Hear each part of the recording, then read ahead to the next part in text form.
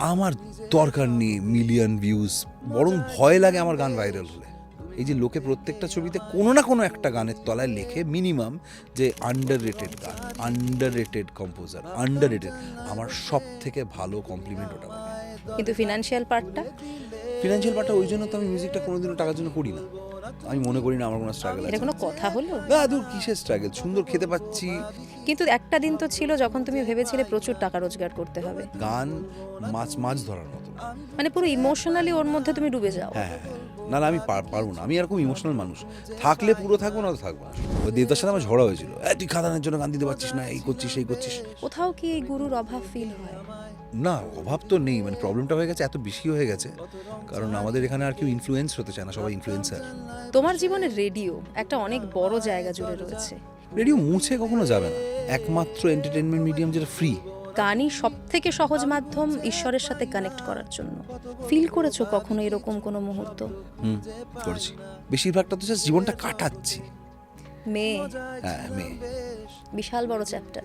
আমি এমন কোনো গানে কোনো ভাষা ব্যবহার করতে চাই না যেটা আমার মেয়েকে শুনতে হবে তোর বাবা ওই গানটা বানিয়েছে। প্রেমের গান লিখলে আমি পৃথিবীর সব থেকে বড় প্রেমিক। আমি যদি নিজের গানে বেরোমভাবে বিলিভ না করি, যে মানুষটা শুনবে সে কি করে বিলিভ করবে? কথা দিলাম, যে গানই বানাই ভাবের অভাব হবে না।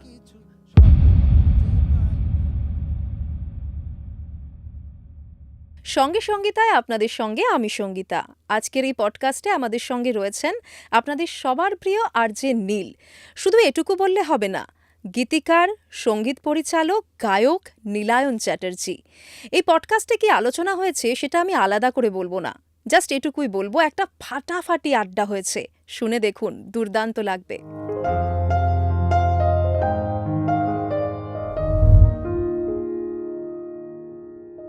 কেমন আছো বলো? খুব ভালো। কি চলছে জীবনে? জীবনে তো সবে ভোট টোট গেল আর কি। জীবনে ফার্স্ট টাইম ভোট দিলাম আমি। আমি ফার্স্ট টাইম ভোটার এবারে, কারণ আমি এত বছর একটু ছোটোবেলা থেকে একটু বিদ্রোহী টাইপের ছিলাম। লোকজন ভোটার কার্ড বানাতে এসেছিলো বাড়িতে, আমি বলে দিয়েছিলাম যে find me a leader I can follow. আমাকে বলেছিল পাগল একটা, বলে চলে গেছিলো। তারপর দেখলাম যে হ্যাঁ পাসপোর্টে কাজ চলে যাচ্ছে, করতে করতে দেখলাম না, মেয়ে হয়েছে, মেয়ে বড় হচ্ছে, ডকুমেন্টগুলো ঠিকঠাক করাতে ভোটার কার্ডটাও লাগবে। মানে এবার কি এসআইআর এ তাড়িয়ে দেবে সেই ভয়ে না ভোট না, দিলে? সেটা তাড়াবে না, যেহেতু আমার দাদু বাবা সবাই তো এখান থেকে, মানে ওই ওই হিস্ট্রিটা রয়েছে, ঠিকঠাক রয়েছে, বাকি সব ডকুমেন্ট ঠিক আছে, ওইটা আমার চাপই হয়নি, কোনো রকম ঝামেলাই হয়নি। কিন্তু এনিওয়েজ না, সেটার জন্য নয়, ভোট অবশ্যই দেওয়া উচিত আমার।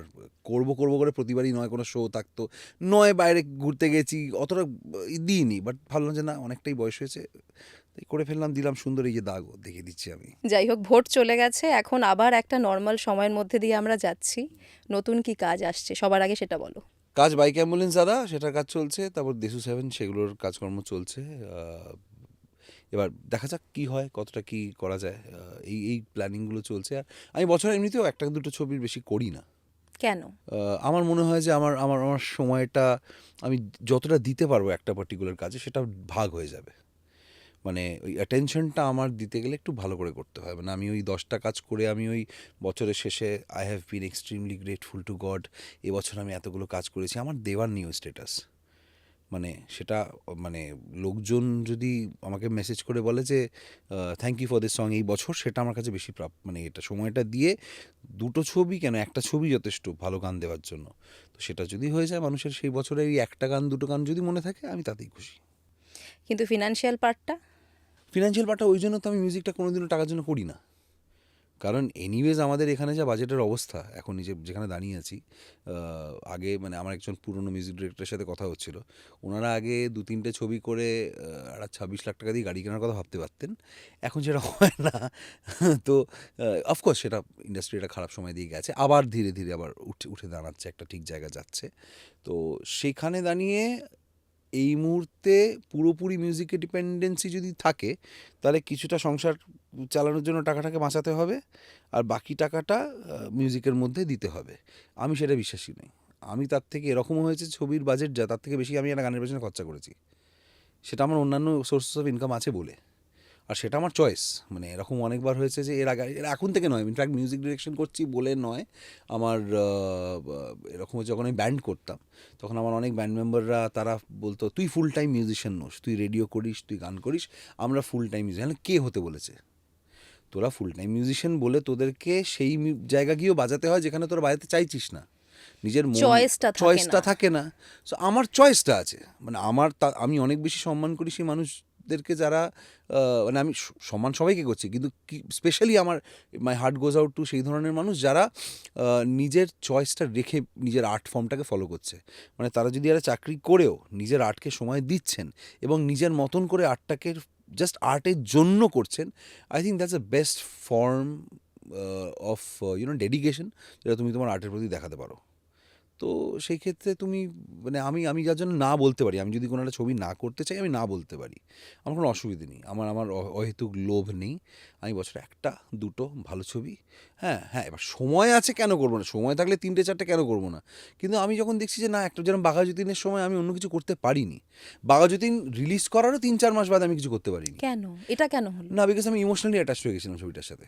বেরোতে পারছিলেন না, আমি খাদানের জন্য গান বানাতে যাচ্ছি, মনে হচ্ছে বাঘাযতীনের শুট টাইপের শুট বেরোচ্ছে, দুটো একদম দু রকমের ছবি। 2 রকমের ছবি। এবার বাঘাযতীনের সময় আমি এতটাই ইমোশনালি, ইনফ্যাক্ট এটা কেউ জানে না, মানে খুব কম লোকই জানে যে বাঘাযতীনে আমি গোটা টিমকে নিয়ে যখন বসতাম বাঘাযতীন ছবিটার মিউজিক করার আগে, আমি একটা ট্র্যাক বানিয়েছিলাম, সেটা সবাই শুনে আমরা ওটাতে ঢুকবো। সেই ট্র্যাকটা কিন্তু অ্যালবামে নেই, সেটা শুধু ওটা আমাদের অ্যানথামের জন্য। মতন একটা ওটা কিছু। অ্যানথেম ঠিক নয়, ওটা কাজী সব্যসাচীর যে নবভারতের হলদিঘাট বলে যে কবিতাটা রয়েছে কাজী নজরুলের, সেইটার কাজী সব্যসাচীর গলায় একটা পার্ট ছিল আর কি ইউটিউবে, সেটার থেকে আমরা ডিরাইভ করে ওই পুরো যুদ্ধের যে বিষয়টাকে আমরা একটা ট্র্যাকের মধ্যে রেখেছিলাম, ট্র্যাকের মধ্যে করেছিলাম।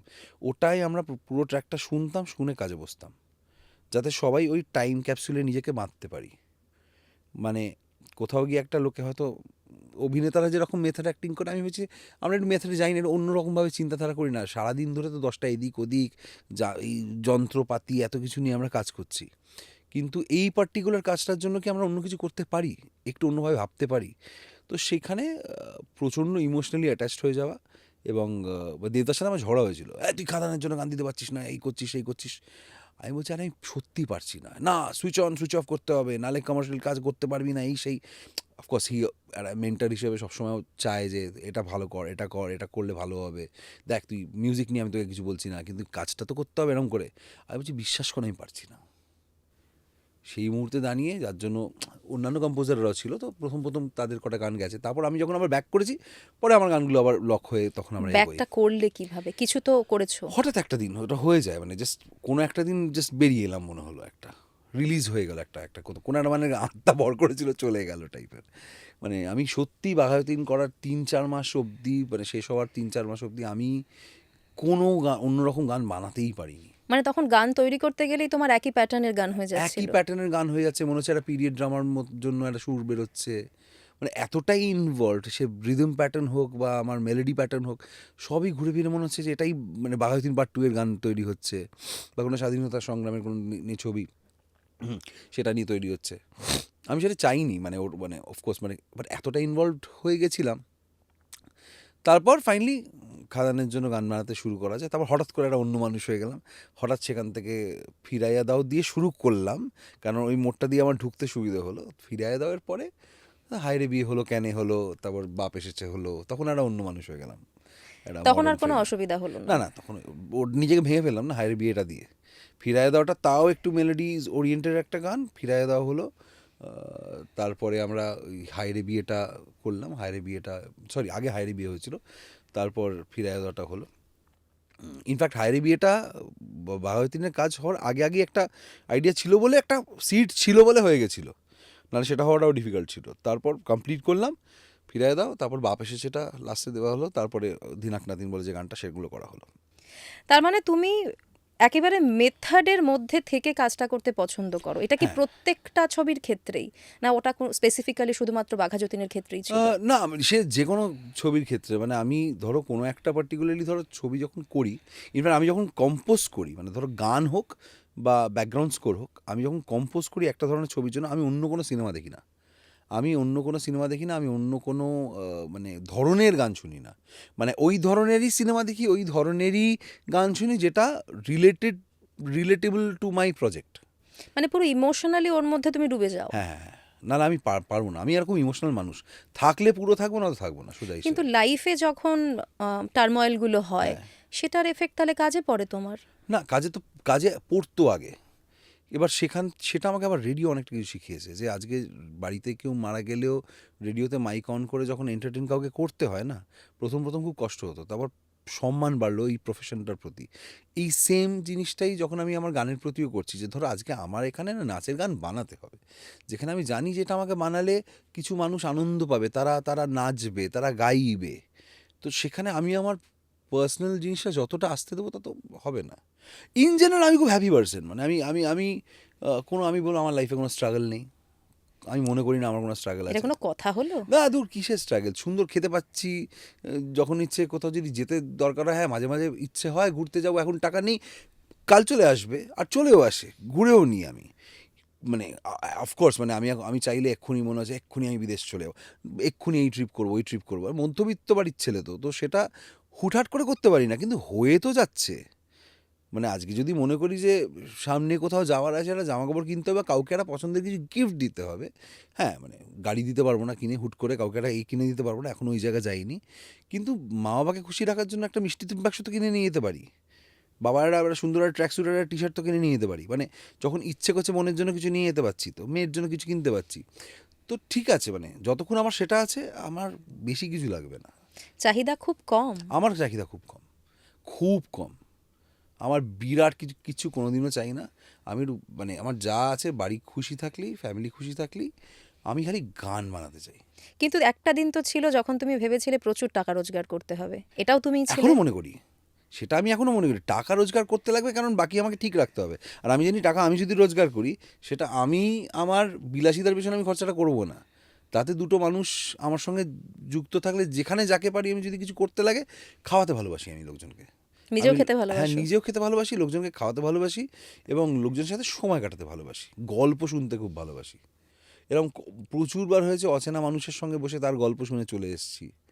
অচেনা কোনো জায়গা গেছি, সেখানে বসে অচেনা মানুষের সাথে বসে একটা কফি খেলাম, একটু গল্প করলাম, তার গল্প শুনলাম।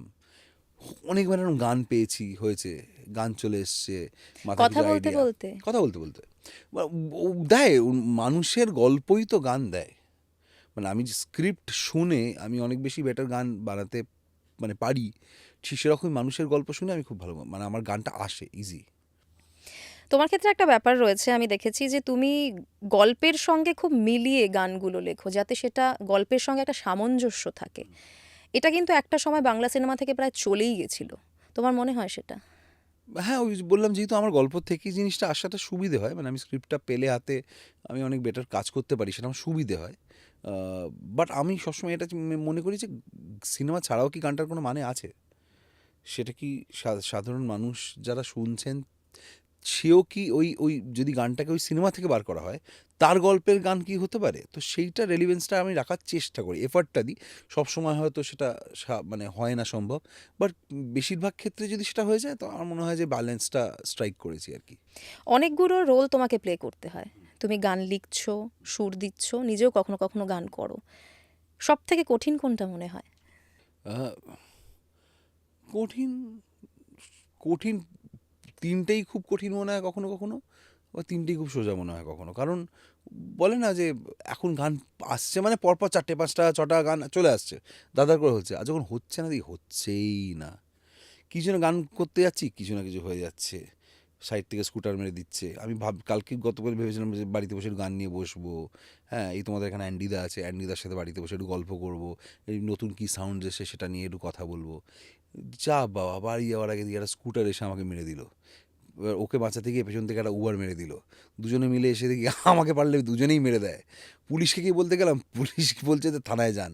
তো সে থানা, এই কিছু না, মেন্টালি যদি ওই পিসটা না থাকে, তখন অনেক সময় দিনটা তো নষ্ট হলো, সন্ধেটা তো নষ্ট হলো। তো ওই জন্য মানে এটা অমিতাভ ভট্টাচার্য খুব একটা দারুণ কথা বলেছিলেন। ওনাকে একবার বলা হয়েছিল যে অনেক দিন আগে একটা ইন্টারভিউতে, যে বিয়ে করবেন না, তখন বলছে বিয়ে করলে বাড়িতে বড্ড বাসনের আওয়াজ হয়, বাসনের আওয়াজে লিখবো কী করে?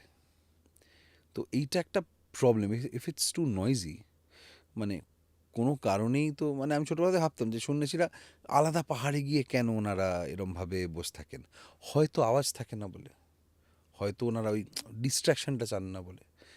সেটাও মিউজিকের ক্ষেত্রে, মানে আমি তো মনে করি যে গান মাছ ধরার মতন, ছিপ পেলে থাকতে হয়, মানে কখন মাছ উঠবে জানি না।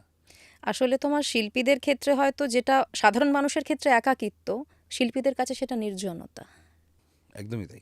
এটা কোথাও না কোথাও ম্যাটার করে যায়। একদম করে, নির্জনতা ম্যাটার করে। আবার কিছু ইমোশনাল মানুষ, মানে আমি যেরকম, আমি ঘরটায় একটু শান্তি চাই, কিন্তু ঘরটার ওই দরজার বাইরে আমি, এটা আমার জানলে ভালো লাগবে যে বাইরে বাইরে আমার ফ্যামিলি আছে, মানে কেউ একটা আছে, মানে বাবা মা আছে, মেয়ে আছে। হুট করে তারা বিরক্ত করতে পারে, কিন্তু অ্যাটলিস্ট দরজাটা খুলে মানে এখন বিরক্ত করোনাটা, আমি ওই এখন বিরক্ত করোনাটাও মাঝে মাঝে বলতে চাই। যদি আমি ঘরে থেকে মনে করি যে দরজাটা খুলে রাখলেও যা, বন্ধ রাখলেও তা, এটাতে আমার অসুবিধা হয় আবার। ওটা খুব বিপজ্জনক একটা সিচুয়েশন। হ্যাঁ, না মানে আমার না একা থাকতে অসুবিধা হয়, মানে আমার আমার একা থাকতে খুব অসুবিধা হয়। আমার তার থেকে মনে হয় যে লোকজন থাক, কিন্তু আমি এই স্পেসটা, ছোট্ট একটা স্পেস চাই, এটা আমার। আমার আবার এটা আছে, মানে আমি জানি খেতে গিয়ে আমি নিজে খাবারটা বাড়তে পারবো না, আমার অসুবিধা হয়। আমি একা জামশেদপুরে 1 বছর থেকেছি, সবই রান্না করেছি, একা করেছি, একা থেকেছি, সব করেছি, কিন্তু আমার ভালো লাগে না। রান্না করার প্রচুর চেষ্টাও করেছি, দারুণ রান্নাও করে ফেলেছি, বাট বলে না কিছু যুদ্ধ তোমার নয়। মানে আমি হয়তো একা রান্না করতে শিখে কয়েকটা ডিশ দারুণ করে ফেলেছিলাম, কিন্তু পরে আমাকে মা বলেছিল আমাকে করে খাওয়া। আর ভালো লাগছে না, তুমি ওই পাতলা মাংসের ঝোলটা, চিকেনের ঝোলটা বানাও, তুমি ডালটা বানাও, তোমার ডালটা ওটাই একটু খাই। ডিপেন্ডেন্সি। আমি একটু ইমোশনালি ডিপেন্ডেন্সি আমার রয়েছে, আমার ফুড ওয়াইজ ডেফিনেটলি আমার ডিপেন্ডেন্সি রয়েছে। মানে ওটা একটু, আমি একটু খাবারটা একটু দিনে 2 বার কেউ একটা সুন্দর করে বেড়ে দেবে, আমি একটু খাবো, আমার বেশি কিছু চাই না। আর আমার খাবারেও কোনো ঝামেলা নেই, আমাকে ঘি আলু সেদ্ধ ভাত, একটু ডিম সেদ্ধ দিয়ে দাও, আলু ডাল সেদ্ধ দিয়ে দাও, আমার চলে যাবে, আমার একটা পদ হলেই হয়ে যাবে। আমার বেশি এই তরকারি সেই তরকারি দিলে, তুমি তরকারি দিলে দাও, একটু শাক দাও, কিছু দাও, আমি খেয়ে নেবো, কিন্তু একটা পদ দুটো পদ ম্যাক্সিমাম। কিন্তু কেউ একটা দেবে, কেউ একটা বলবে আজ এটা আমি বানিয়েছি। না, কারো একটা প্রেজেন্স চাই তোমার হ্যাঁ লাইফে। হ্যাঁ হ্যাঁ। মানে একেবারে একাকিত্ব তোমার চাই না, না, আমার ভালো লাগে না, নির্জনতা চাই। নির্জনতা চাই। এখানটায় মিলে গেল জায়গাটা তোমার হ্যাঁ, সঙ্গে।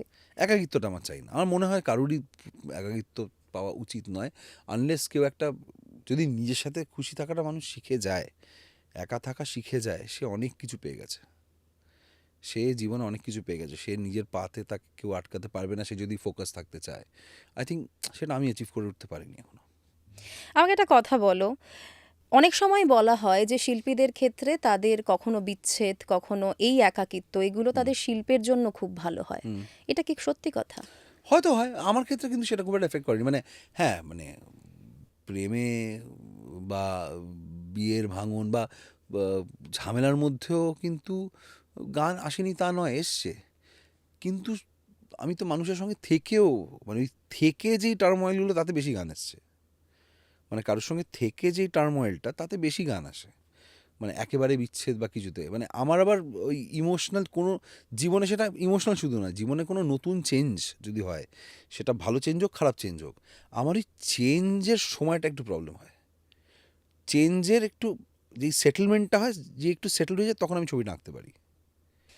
এবার যে কোনো, মানে বাড়ি চেঞ্জ করলাম বা কিছু, এই চেঞ্জ, জীবনে একটা হুট করে কিছু চেঞ্জ হয়ে গেল, মানিয়ে নিতে একটু সময় লাগে। একটু সময় লাগে, তখন আমার ওই গানের মোডে আমার ঢুকতে একটু হয় আর কি। মেয়ে হ্যাঁ, মেয়ে। বিশাল বড় চ্যাপ্টার। মেয়ে তো বিরাট বড় চ্যাপ্টার থাকবেই, মানে মেয়ে হওয়ার পর, মানে সন্তান হওয়ার পর পৃথিবীটাই পাল্টে যায়, কীভাবে তুমি ভাবো সবটাই পাল্টে যায়। মানে আমি প্রত্যেকটা ধরো স্টেপ আমাকে ভেবে ফেলতে হয় এখন, কারণ মেয়ে স্কুল যাচ্ছে, আমি এমন কোনো গানে কোনো ভাষা ব্যবহার করতে চাই না, বা কোনো শব্দ এমন ব্যবহার করতে চাই না যেটা আমার মেয়েকে শুনতে হবে তোর বাবা ওই গানটা বানিয়েছে।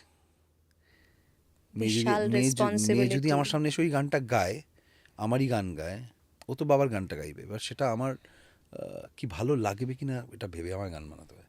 ইটস নট অ্যাবাউট শুধু মেয়ে, কারণ আমি দেখেছি প্রথম ছবি থেকে, ভগবানের আশীর্বাদে প্রথম ছবি থেকে বয়স্ক মানুষ আর বাচ্চারা, তারা কিন্তু আমার গান পছন্দ করেছেন।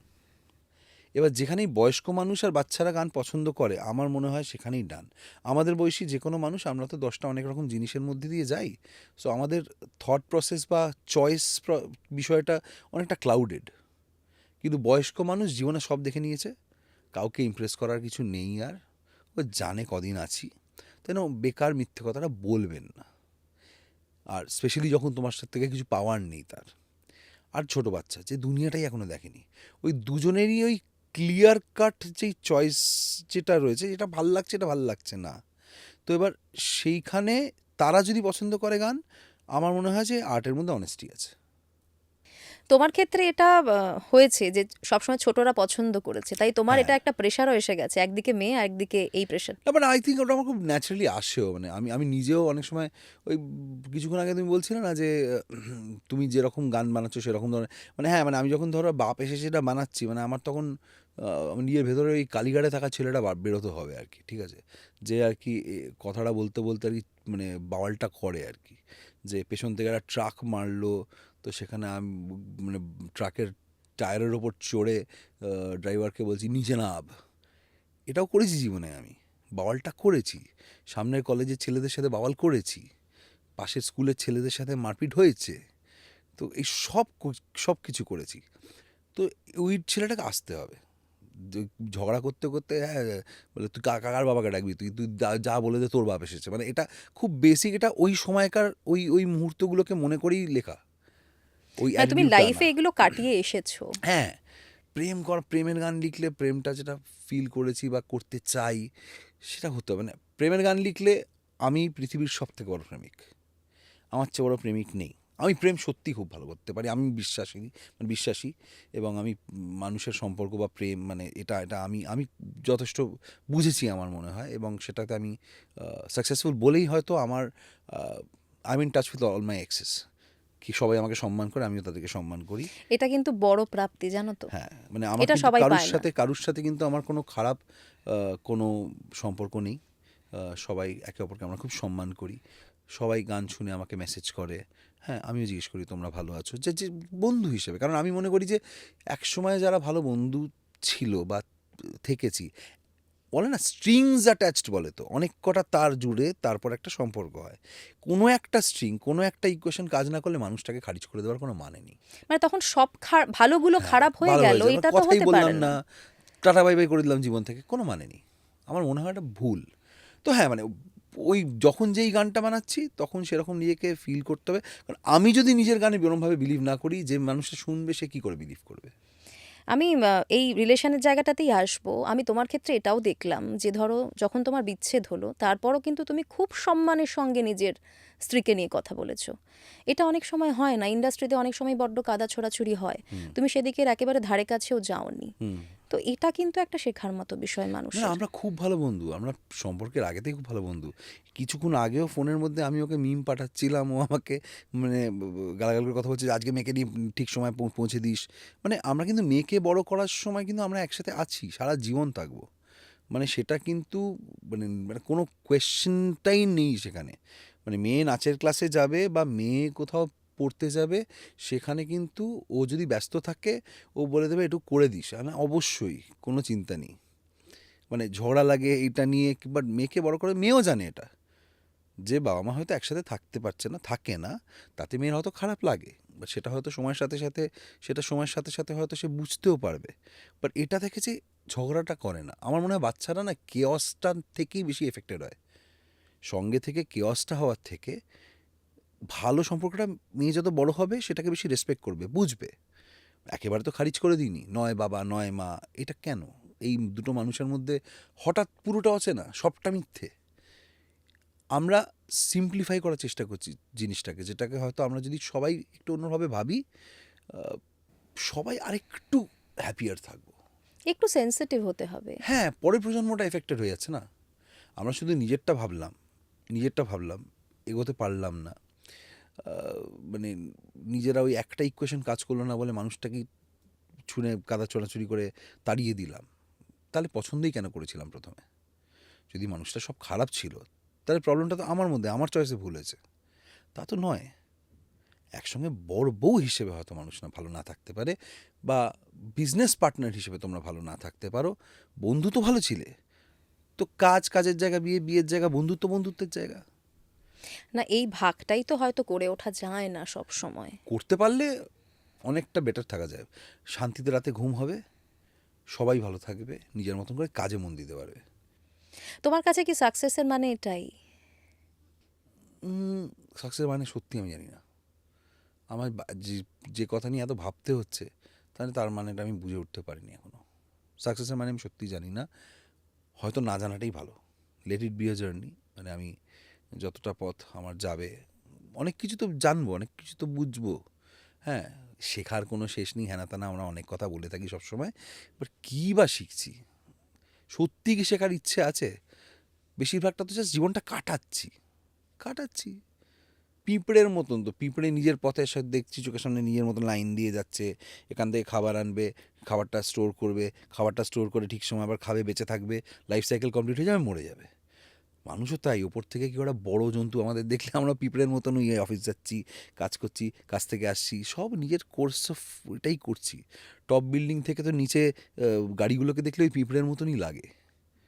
তো সত্যিই কি আমরা কিছু জার্নিতে যাচ্ছি, নাকি ওই কিছুক্ষণ আগে তুমি আমি অ্যান্ডি দার কথা বলছি না, তামাশা ছবিটা, ওই সব রেস মে লাগে হ্যাঁ যা রে হ্যাঁ, ওই একটাই জিনিস, ওটাই হচ্ছে। তার মধ্যে থেকে ওই লাইনটাকে কেউ একটা বেরিয়ে একটু অন্যভাবে ভাবলে হয়তো হয়তো নির্জনতায় গিয়েই একটা জার্নি খুঁজে পাওয়া যেতে পারে। সেটা খোঁজার অপেক্ষায় আমি আছি। জানি না কতটা শিখতে পারবো, কি পারবো, বাট ইচ্ছে আছে, দেখা যাক। তোমার গানগুলো যখন আসে, আমি শুনেছিলাম তোমার কোনো একটা ইন্টারভিউতে যে তুমি বলছো যে গান তো আসে, আমি তো বানাই না। এটা কেন বলেছিলে? না, কারণ আমার মনে হয় যে গান যেগুলো আমরা বানাই সেগুলো বেশি দিন টেকে না। অ্যান্ড গান না এলে 5 মিনিটে গান চলে আসে, হুট করে লেখা যায় না। মানে যখন গান আসে, যে গানগুলো আমার বেশি লোকজনের মনে আছে, যেগুলো শোতে গিয়ে আমাকে বারবার করে গাইতে বলা হয়, হ্যাঁ, সেটা নাচের গানও থাকতে পারে, সেটা অবশেষের নতুন গানও থাকতে পারে, মানে যেটা রেজোনেট করেছে মানুষ যার সাথে বেশি, সেটা অ্যাকচুয়ালি কিন্তু আমি খুব কম সময় বানিয়েছি।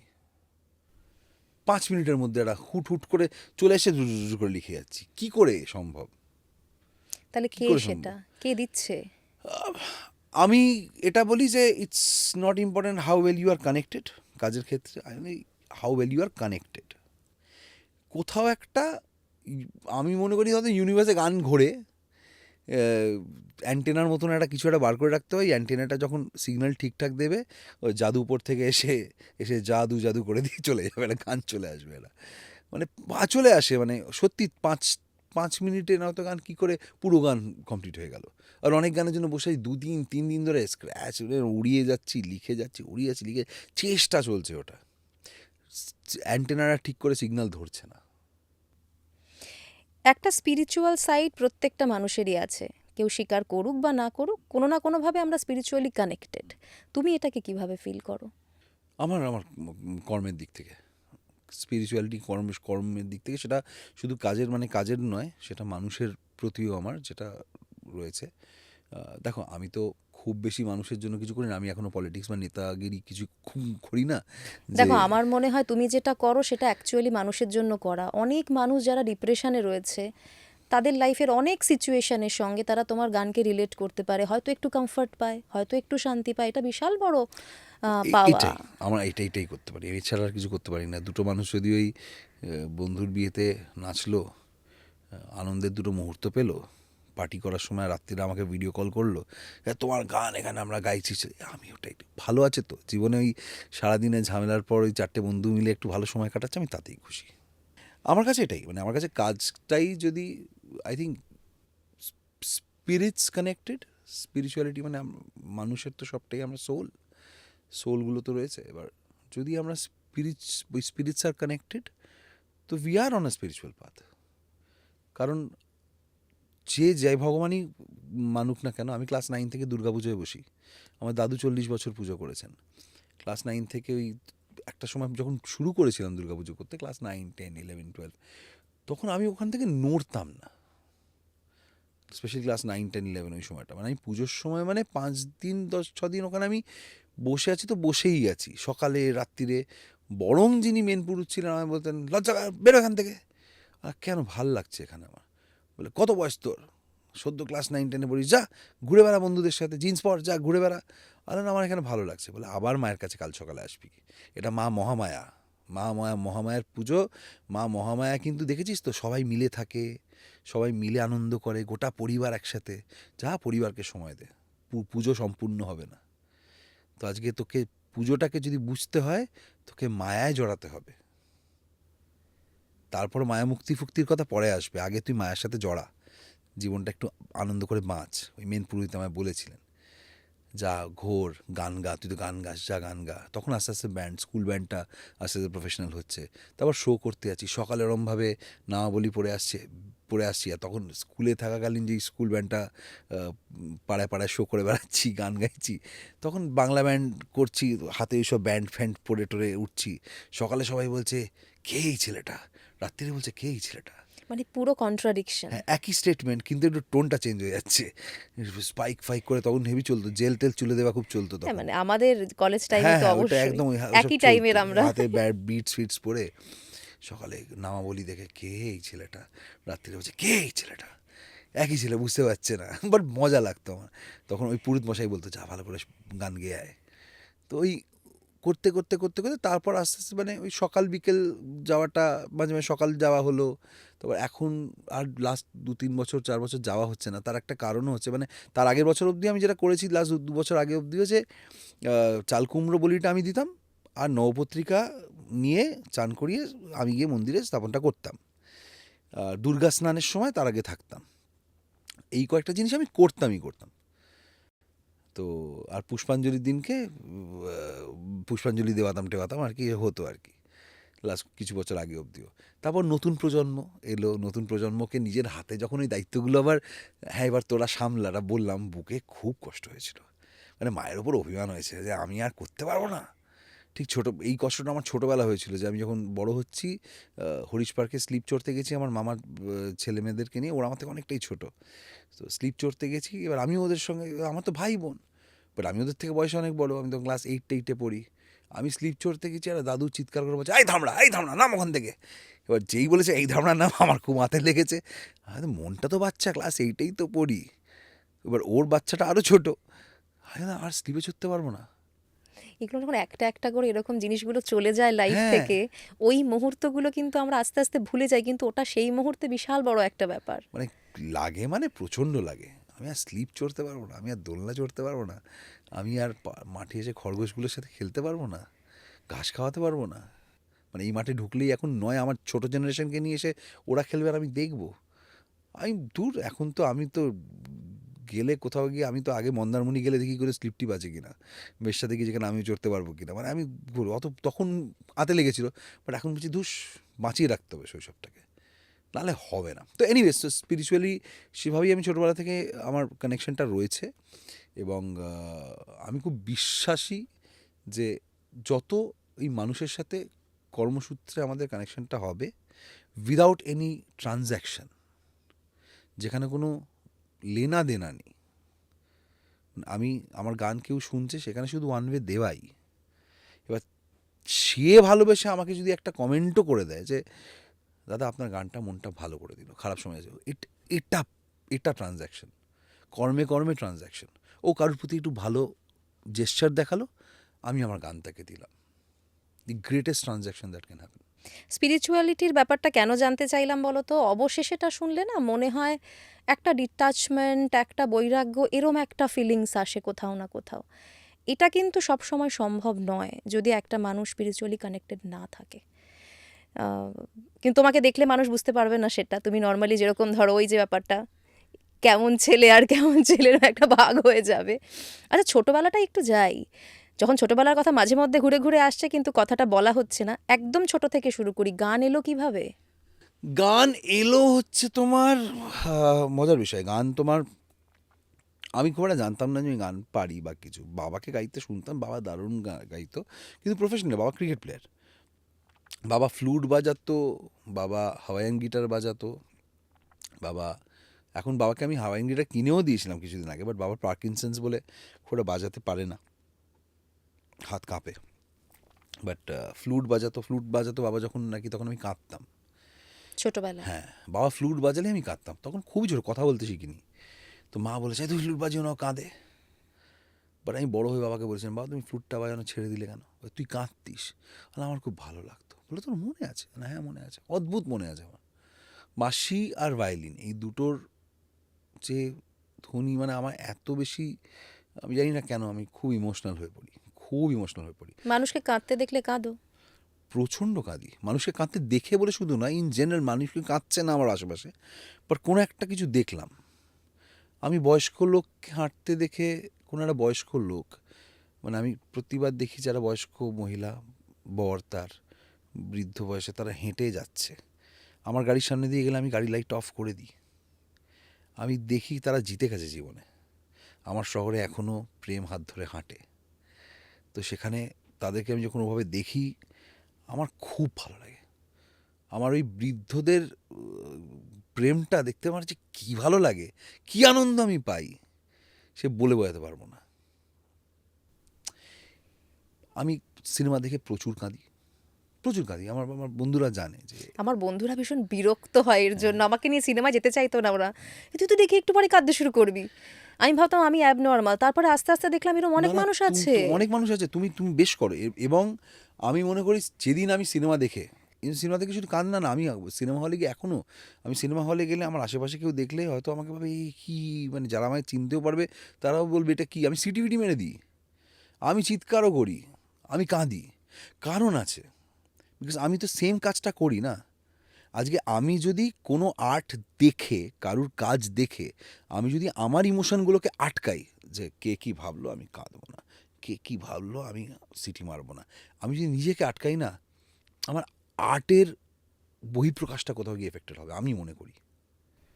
সো আমি ইমোশনাল ফ্লোটাকে কোনো দিন চাপি না, যাতে আমার আলটিমেটলি গানও তো ইমোশনাল ফ্লো, সম্পূর্ণ। আমি ওই ব্যারিয়ার্স রাখতেই চাই না। দেখবি দেখ আমি কাঁদছি, দেখবি দেখ আমি হাসছি, আমি চিৎকার করছি, আমি সিটি মারছি, যাইছে নাইট শোটা যাই যাতে আরও বেশি, যাতে আর কি অসুবিধে না হয় কারুর, বাট আমি চাই না কারোর কি অসুবিধা হোক, বাট আমি সিটি মেরে দিই, আমার দারুণ লাগে। আর বাড়িতে বসে একা একা আমি সবার সাথে বা সিনেমা দেখতে পারি না আমি। এই পাশে বসে কেউ একটা হ্যালো হ্যালো করে যাবে, বা কেউ একটা যে এটা কী বললো, ওটা কী বললো, এটা কী, আরে ভাই নিজে খুব দেখ, বিরক্তিকর। নিজে মন দিয়ে তুমি দেখবে না, তুমি ওখান থেকে অসম্ভব। আমি কত সম্পর্কে যাইনি ভালো করে সিনেমা দেখতে পারিনি বলে। হ্যাঁ, আরে ডেটে গেছি, গিয়ে দেখছি ঠিক আছে, কফি খাওয়া অবধি ঠিক ছিল, গল্প কথা বলা অবধিও ঠিক ছিল, সিনেমা দেখতে পারলাম না, বলে এর সাথে তো হবে না, ভাইবটা ম্যাচই করলো না। হবেই না। আমি সিনেমা না দেখতে পারলে হবে না, আমার সিনেমা দেখতে হবে, এবং শান্তি করে। মানে আমি সিনেমা নিয়ে কথা বলবো, সিনেমাটা দেখার পর আলোচনাটা আমার দরকার। কী মনে হচ্ছে তোমার? আমি দেখি লোকজন খুব সাধারণ মানুষ, আমার তাদের পার্সপেক্টিভ খুব ভালো লাগে। আমি আবার বিরিয়ানি খেতে গেছিলাম, কোন বিরিয়ানি খেতে গিয়ে কোনো একটা সিনেমা নিয়ে, আই থিঙ্ক লাল সিং চাড্ডানি না কিছু নিয়ে, হট করে দেখি ওরা দু তিনজন লোক কথা বলছে, কাল এগ্রিস তুমকো, লাল সিং चड्ढा काहे काम नहीं किया। तो আরেকজন বলছে वो आमिर खान ना एक्टिंग बढ़िया किया था, लेकिन उसमें थोड़ा पीके पीके फील आ गया था। আমি কিন্তু শুনছি ওদের পার্সপেক্টিভটা, ওরা কি ভাবছে। इसमें गाना बहुत बढ़िया था, लेकिन गाना ज़्यादा हो गया था। মানে আর্টে তো ঠিক ভুল বলে কিছু হয় না, জাস্ট পার্সপেক্টিভস থাকে, পছন্দ অপছন্দ থাকে। তো এরকম র্যান্ডম লোকেরও রিভিউজ আমার দেখতে খুব ভালো লাগে। খুব প্রয়োজনীয় তো। হ্যাঁ, হ্যাঁ, কে কি মানুষই তো ভাবছে, আলটিমেটলি শুনবে তোমার কে কি কাজটা। ভাবছে, কে কি বলছে, এটা দরকার জানা। আমরা আবার একটু ছোটবেলায় ফিরে যাই। ছোটবেলা নিয়ে কথা বলতে বলতে আমরা অন্যদিকে চলে গেছিলাম। তো ছোটোবেলা আমার মানে দেখো ছোটোবেলা করেছি তো ধরো অনেক কিছুই, ওই ছোটোবেলার যে জিনিসগুলো এখন খুব কাজে লাগে সেটা হচ্ছে ছোটোবেলার খেলার মাঠের বিষয়গুলো খুব কাজে লাগে। ছোটোবেলা ক্রিকেটে শেখা যে জিনিসগুলো, বাবার খুব রাগ আমি ক্রিকেটটা খেলিনি বলে। আমি খারাপ খেলতাম না, বাবা বলতো হ্যাঁ তুই ভালো খেলতিস, কিন্তু আমি মনে করি যে অতটাও হয়তো ভালো খেলতাম না যে ওটাকে নিয়ে কন্টিনিউ করবো। আর ক্রিকেট খেলতে গেলে 10 রকম ব্যাট হাবি জাবি অনেক কিছু কিনতে হতো। আর সেই সময় বাবা ফ্যামিলিকে ঠিকঠাক রাখার জন্য, বাঙালি একটা ওই চাকরি করতে করতে মায়ের নামে ব্যবসা করা, এইসব সব কিছু করতে গিয়ে ঠকে গিয়ে, তখন কিন্তু বাঙালি ওইভাবে প্রচন্ড সমস্যায়ও পড়তো। বিরাট আমার বাবা পড়েছিল, যার জন্য তারপর থেকে ক্লাস 9-এর পর থেকে আমি ডিসাইড করেছিলাম যে কলেজটা আমি নিজের পয়সায় করবো, যে আমি ইচ্ছে করে আমি বাবাকে সাপোর্ট করবো। বাবা সেই নিয়ে এমন কোনো ঘটনা ঘটেছিল স্কুলে? হ্যাঁ, স্কুলে একটা ঘটনা ঘটেছিল। স্কুলে একজন অ্যাকাউন্টেন্ট এসে ক্লাসে এই 2-3টে নাম নিয়েছে, তার মধ্যে আমার নাম নিয়েছে। বাবাকে বলবেন ফিসটা দিয়ে দিতে, নয়তো কিন্তু পরীক্ষায় বসতে দেবো না। উনি ক্লাসের বাইরে ডেকেও বলতে পারতেন, এবার ইচ্ছে করে তো কেউ ফিস দেয় না, সেটা তো হয় না। খারাপ সময় দিয়ে হয়তো যাচ্ছিল, 3 মাসের একটা ডিফল্টার হয়েছিল। তো তারপর ফিস ক্লিয়ার করে দেওয়া হয়েছিল, সবই ঠিক আছে, কিন্তু সেটা আমার মনে কথাটা রয়ে গেছিলো। আর বাচ্চা বাকি বাচ্চারা ছিল তো কেউ না, একটা তখন তো তুমি টিনেজার। টিনেজ, হ্যাঁ মানে খুবই ছোট, আর পাশের থেকে একটা কেউ যে আমার পছন্দ করে না সে বলে দিয়েছে গভর্নমেंट स्कूल में भेजना चाहिए था, इसके पापा को ये लोग को स्कूल में भेजता है, একটা কমেন্ট করে দিল আর কি, অপছন্দ করে মানুষ বলে। মানে সারা জীবনই হয়তো ইনসেনসিটিভ মানুষ ছিল, আজ আছে বলে নয়, বরাবরই ছিল। আমি ওই ছেলেটাকে দোষ দিই না, বা আমি ওখানে যে কটা ইনসেনসিটিভ মানুষ দোষ দিই না, আমি ওদের কোথাও গিয়ে একটা, ওরা হয়তো অ্যাম্বিয়েন্সটা পাচ্ছে না। আমি এটা প্রে করতে পারি যে সবাই যেন বাড়িতে ছোটোবেলা থেকে ওই সেন্সিটিভ হওয়ার ট্রেনিংটা আগে পায়। আর আমি এটাও হয়েছিল যে ওই যে যিনি অ্যাকাউন্টেন্ট ছিলেন তার সাথে বহু বছর বাদে যখন স্কুলে অ্যাজ আ গেস্ট আমি গেছি, উনি এসে আমাকে বলছেন, তুমি কোন বছর ছিলে বলো তো? ও তুমি সেই ছেলেটা, দেখতে একদম অন্যরকম হয়ে গেছো না? হ্যাঁ হ্যাঁ স্যার, আজ বলে খুব ভালো, feeling very proud. Thank you sir, খালি আপনাকে রিকোয়েস্ট করবো। বলে কী বলো বাবা? আলাম আপনার আপনার জানি না কদিন ডিউটি বাকি আছে, যে কদিনই বাকি আছে, বা আপনার পরে যেই অ্যাকাউন্টেন্ট আসবেন ক্লাসে গিয়ে স্টুডেন্টদের দাঁড় করিয়ে প্লিজ বলবেন না ফিসটা বাবা আমাকে দিতে বলতে, অফিসে আপনার ডেকে নেবেন, বলে দেবেন দরকার ডিরেক্টলি বাবা আমাকে ফোন করবেন। না না আমি কখনো করেছি এটা? হ্যাঁ করেছেন, আমার সাথেই হয়েছিল সেটা। সরি আমি বুঝতে পারিনি, আমি তো আমার কাজ করছিলাম। না আপনি তাড়াহুড়োতে হয়তো করেছেন, ওটা এটা করবেন না, তাতে কিছুই না, মানে ট্রমা থেকে যাবে সারা জীবন, সেটা তুমি আমার তো থেকে ভোলা গেছে। যাবে না, এই ধরনের ভোলা যাবে। ঘটনাগুলো দেখবে কোথাও না কোথাও ট্রিগার করে যায় কখনো উনিও না কখনো। বুঝে করে দিয়েছেন, কিন্তু এটা যে এতটা ইম্প্যাক্ট পড়বে সেটা উনিও ভাবতে পারেনি। তখন বলে না বাবা আমি সরি। না না না আপনাকে সরি বলতে হবে না স্যার, আপনি গুরুজন, আপনি আমার থেকে অনেক বড়, আপনাকে সরি বলার দরকার নেই, খালি এটা করবেন কেন অনেক সময় এমন ইম্প্যাক্ট থেকে যায় যেটা কোনো দিন ভুলতে পারবে না মানুষে।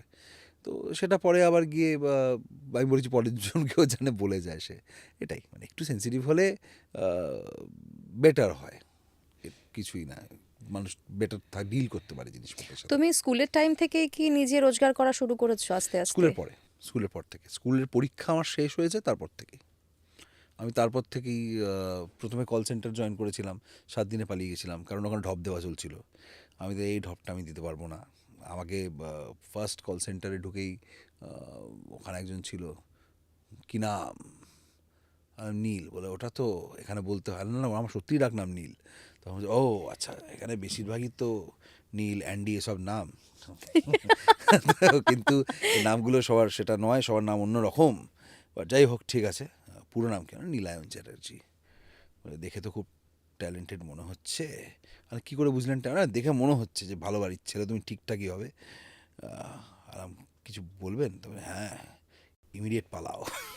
সব থেকে ভালো সাজেশন সত্যি উনি কথা বলে, দিয়েছিলেন। ইমিডিয়েট পালাও, প্রথম দিন কাজ করতে এসছো, এই ফিল্ডে ঢুকো না, ইমিডিয়েট পালাও বলে আমাকে বলেছিল। ঠিক আছে, প্রথম এসেছি, কয়েকটা দিন তো কাটাতে হবে, যা বেশি দিন তুমি পারবে না, যা বুঝতে পারছি। আমারও মনে হচ্ছে। 2-3 দিন তারপরে হেভি রাত্রিরে ঘুম পাচ্ছিল নাইট শিফটে, বাথরুমে গিয়ে ঘুমোতাম।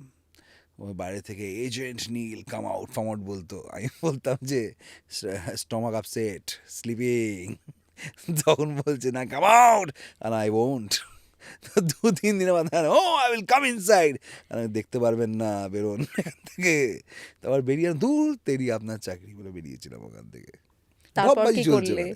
তারপর ওখান থেকে বেরিয়ে এদিকে মিউজিক তো চলছিলই, নিজের মতন মিউজিক চলছে, ব্যান্ড চলছে, গান তৈরি করা চলছে, প্লাস এদিকে তোমার ওয়ার্ল্ড স্পেস স্যাটেলাইট রেডিওতে আমি টেকনিক্যাল অ্যাডভাইজার হিসেবে কাজ করি। হ্যাঁ, লোকজনকে বলি অ্যান্টেনা ফ্যান্টেনা ঠিক করতে, কী করতে না করতে। তখন থেকে রেডিওটাকে অবজার্ভ করি, এসব করি। না, আমাদের ওই সময় তো আমরা এফএম শুনতাম, হ্যাঁ, মানে ওটা মানে জীবনের একটা অঙ্গ ছিল। ওই জন্য ওয়ার্ল্ড স্পেস স্যাটেলাইট রেডিও সেই সময় চলেনি, পয়সা দিয়ে কে রেডিও শুনবে? মানে সবাই ফ্রিতে তখন রেডিও এফএম লোকজনকে রেডিও শোনাচ্ছে, গান শোনাচ্ছে, প্রেশার কুকার দিচ্ছে, টাকা দিচ্ছে, সব করছে। তারপরে ওয়ার্ল্ড স্পেস স্যাটেলাইট রেডিও বলছে এআর রহমান আমাদের ব্র্যান্ড অ্যাম্বাসাডর, আপনারা টাকা দিন, নিজের পছন্দের গান শুনুন। আলটিমেটলি তাই করছে এখন সবাই। এখন তো সাবস্ক্রিপশন, এখন সেটাই হচ্ছে, কিন্তু সাবস্ক্রিপশন হচ্ছে, পছন্দের চ্যানেল, নিজের জনার সব তাই চলছে। কিন্তু তখন ওয়াজ টু আর্লি, সময়টা তখনও আসেনি। আসেনি। ধীরে ধীরে, যার জন্য প্রায় 10-15 বছর ধরে, লাস্ট কয়েক বছর ধরে যা দেখছি, আস্তে আস্তে মোবাইল ফোন থেকে রেডিও অ্যাপটাকে সরিয়ে দেওয়া, প্রিমিয়াম ফোন থেকে। সেটার পেছনে কোনো কন্ট্রোভার্সি আছে কি না, বা কোনো থিওরি আছে কিনা আমি জানি না, বাট আমার কনস্পিরেসি থিওরি আমি বলছি না, বাট আমার মনে হয়েছে ধীরে ধীরে সরিয়ে দেওয়ার কারণটা এটাই যে মানুষকে ওই অভ্যেস থেকে একটু সরানো। রেডিও থাকবে না, ফ্রি এর অভ্যেসটা থেকে সরানোর একটা রিজন হতেই পারে। গান মোবাইলে ঢুকবে, কিন্তু সাবস্ক্রিপশানে, যেটা আস্তে আস্তে করতে সব শুরু হলো। প্রথমে ফ্রি, তারপর অ্যাডস, তারপর এখন টাকা দাও। সেটা তো বটেই, কিন্তু তুমি রেডিওতেই বা গেলে কি করে গানের সঙ্গে থাকতে থাকতে? ওই অ্যাঙ্কারিং করতে করতে অ্যাঙ্কারিং করতাম, তখন কাজ টুকটাক কত করতাম। কিছু করতে বলো তো, মানে কি করনি বলো? ইন্স্যুরেন্সও বেচেছি, মডেলদের পেছনে জামা কাপড় নিয়েও হেঁটেছি, ইভেন্টস সামলেছি, যেখানে সম্মানের টাকা আছে সেখানে সব কিছু করেছি, কোনো চিন্তা নেই। আমি দেখতাম, এবার আমার বন্ধু বান্ধবদেরও পকেট মানি চাই, কাজ করে নেয় সবাই। আয় মাউন্টেন ডিউ ব্যাচ ইয়েতে গিয়ে, হাইল্যান্ড পার্কে বা কোথাও একটা গিয়ে মল প্রমোশন সব, মানে আমি ছোটোবেলা থেকে একটু কাজ করে টাকাটা রোজগার করতে পছন্দ করি। কারণ গান তো চলছেই, গান তো নিজের ব্যান্ড চলছে, ব্যান্ডের শো হলে তো রাজা, কোনো চিন্তাই নেই। 5টা ছেলে 10টা ছেলে একসাথে ট্রাভেল করছি, মানে শো করছি, রকস্টার জীবন। নিজের কলেজে নিজেই ব্যান্ডের গান গাইতে গেছিলে? হ্যাঁ, নিজের কলেজে সেই নিজে ইনসিডেন্টটা গাইতে বলো। না, ওটা তো করতে হয়েছিল না, তখন অ্যাটেন্ডেন্সটাকে ঠিকঠাক রাখতে হবে না, তো প্লেয়ার্স কোটায় ভর্তি হয়েছিল। এটা পুরোটা বলতে হবে। প্লেয়ার্স কোটায় ভর্তি হয়েছিলাম তখন, বলো, আর প্লেয়ার্সদের সুবিধে দিত যে ঠিক আছে কয়েকটা ক্লাস করে নেবে, অ্যাটেন্ডেন্সটা দেখে নেওয়া যাবে, কমন রুম থেকে বলে দেওয়া হয়েছিল, ইউনিয়ন থেকে বলে দেওয়া হয়েছিল, খুব হেল্পও করতো তারা।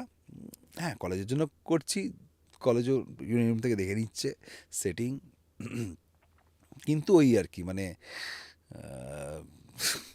কলেজে প্লেয়ার্স কোটায় ভর্তি হয়ে খেলতে আর যাচ্ছি না, কারণ তখন রেডিওতে, আর তুই রেডি হয়ে গেছিস, তাহলে একটু ফ্রিতে অ্যাঙ্কারিংটা করে দে, কিছু তো করতে হবে, আমি করে দিচ্ছি, একটু ব্যান্ডকে একটু কমে একটু এনে দিচ্ছি, ওখানে এইসব চলেছে আর কি। সেই সময় দাঁড়িয়ে হয়তো খবরের কাগজে নামও এসছে আমার, নীলায়ন চ্যাটার্জির দারুণ সেঞ্চুরি, আমি কিন্তু খেলিনি, আমার ডকুমেন্ট নিয়ে অন্য কেউ খেলে নিয়েছে। এটা কি? হ্যাঁ, এইসব দেখেছিলাম আমি, বাট তখন রিউনিয়ন অন্য ছিল, লোকজন অন্য ছিল, করেছে ওরা কলেজের জন্য করেছে, অন্যান্য অনেক জায়গায় সব তখন এসব চলতো, বয়স কমিয়ে প্লেয়ার খেলছে এদিক ওদিক থেকে, এসব অনেক চলেছে। বাট কলেজের জন্য যা করতাম, কলেজ আমার জন্য একটু অ্যাটেন্ডেন্সটা দেখে নিত, চাকরিটা করতে পারতাম আমি সুন্দর করে, তখন থেকে রেডিও ঢুকে গেছি অনেক কম বয়সে। One of the youngest urges নাকি বলে ওরা, নাকি আমি আরও কয়েকজন 2-3জন ছিলাম যারা 19 বছর বয়স থেকে অন এয়ার, সো 18-19 বছর বয়স থেকে আমরা অন এয়ার চলে গেছিলাম। সো হ্যাঁ, এইসব করেছি, অনেক কিছু করেছি। তো এই কলেজে অনেক কিছু করতে হতো, তার মধ্যে আবার কলেজে মাঝে মাঝে যাওয়াটা, কিন্তু খুব পড়াশোনা করতে ওই 2-3বারই গেছি, তার মধ্যে একদিন গেছি, গিয়ে পেছনে দরজা বন্ধ করে দিয়েছে। কেন? তখন SFI কলেজে, কেন বলে আজ মিছিল বেরোবে, আর আমি করে মিছিল টিছিল হাঁটবো না, না হাঁটতে তো হবেই। আর তো কোনো রকম পলিটিক্যাল কিছু, কারোর যদি অ্যালিজেন্স থাকেও সেটা তার মধ্যে আছে, সে সবসময় ডান্ডাবাজি দেখাবে, তার কী মানে আছে? না, দেখাতেই হবে, মিছিলে হাঁটতে হবে। আর কীরমভাবে হাঁটতে হবে বলে, মুখে লাল আবির মেখে, তখন মুখে আমাকে লাল আবির মাখার, তখন আমি বললাম যে পাড়ায় যদি এটা, কলেজ আমার বাড়ি খুব একটা দূর নয়, আর যদি রাস্তায় বেরোই কেউ যদি দেখে, আর ভালো করে লাল আবিরটা মাখা, ভালো করে, ঠিক আছে, মুখ চেনা না যায়, সুন্দর করে মেখেছে। তার মধ্যে আমি বেরিয়েছি, মিছিলে হাঁটছি, খুব সুন্দর স্লোগান দিতে দিতে যাচ্ছে ওরা, তার মধ্যে পাশ থেকে কে একটা কোন একটা কাকু, এই দীপুর ছেলে না তুমি, এই দীপুর ছেলে, তুই এদিকে তুই এখানেই করছিস? আর না না না না করে হেঁটে চলে গেছি। এবার সে তো পরে বাবাকে বলেছে, বাবা আমাকে বলছে কিন্তু মিছিল হাঁটছিলিস? আমি গেছিলাম এই কলেজে, কোন পার্টি গেল, আচ্ছা। তারপরে আরেকবার হয়েছে, কলেজে গেছি, প্রফেসর বসে আছেন, স্যার আসবো, আরে আপনি এখানে, এই তো 7 দিন আগে আপনার অনুষ্ঠান হলো কলেজে, আবার অনুষ্ঠান আছে নাকি? আরে না না, অনুষ্ঠান তো হয়ে গেছে, তাহলে এখানে আজকে ঘুরতে এলেন? আরে না, এটা আমারই ক্লাস স্যার, আমি এখানে পড়ি।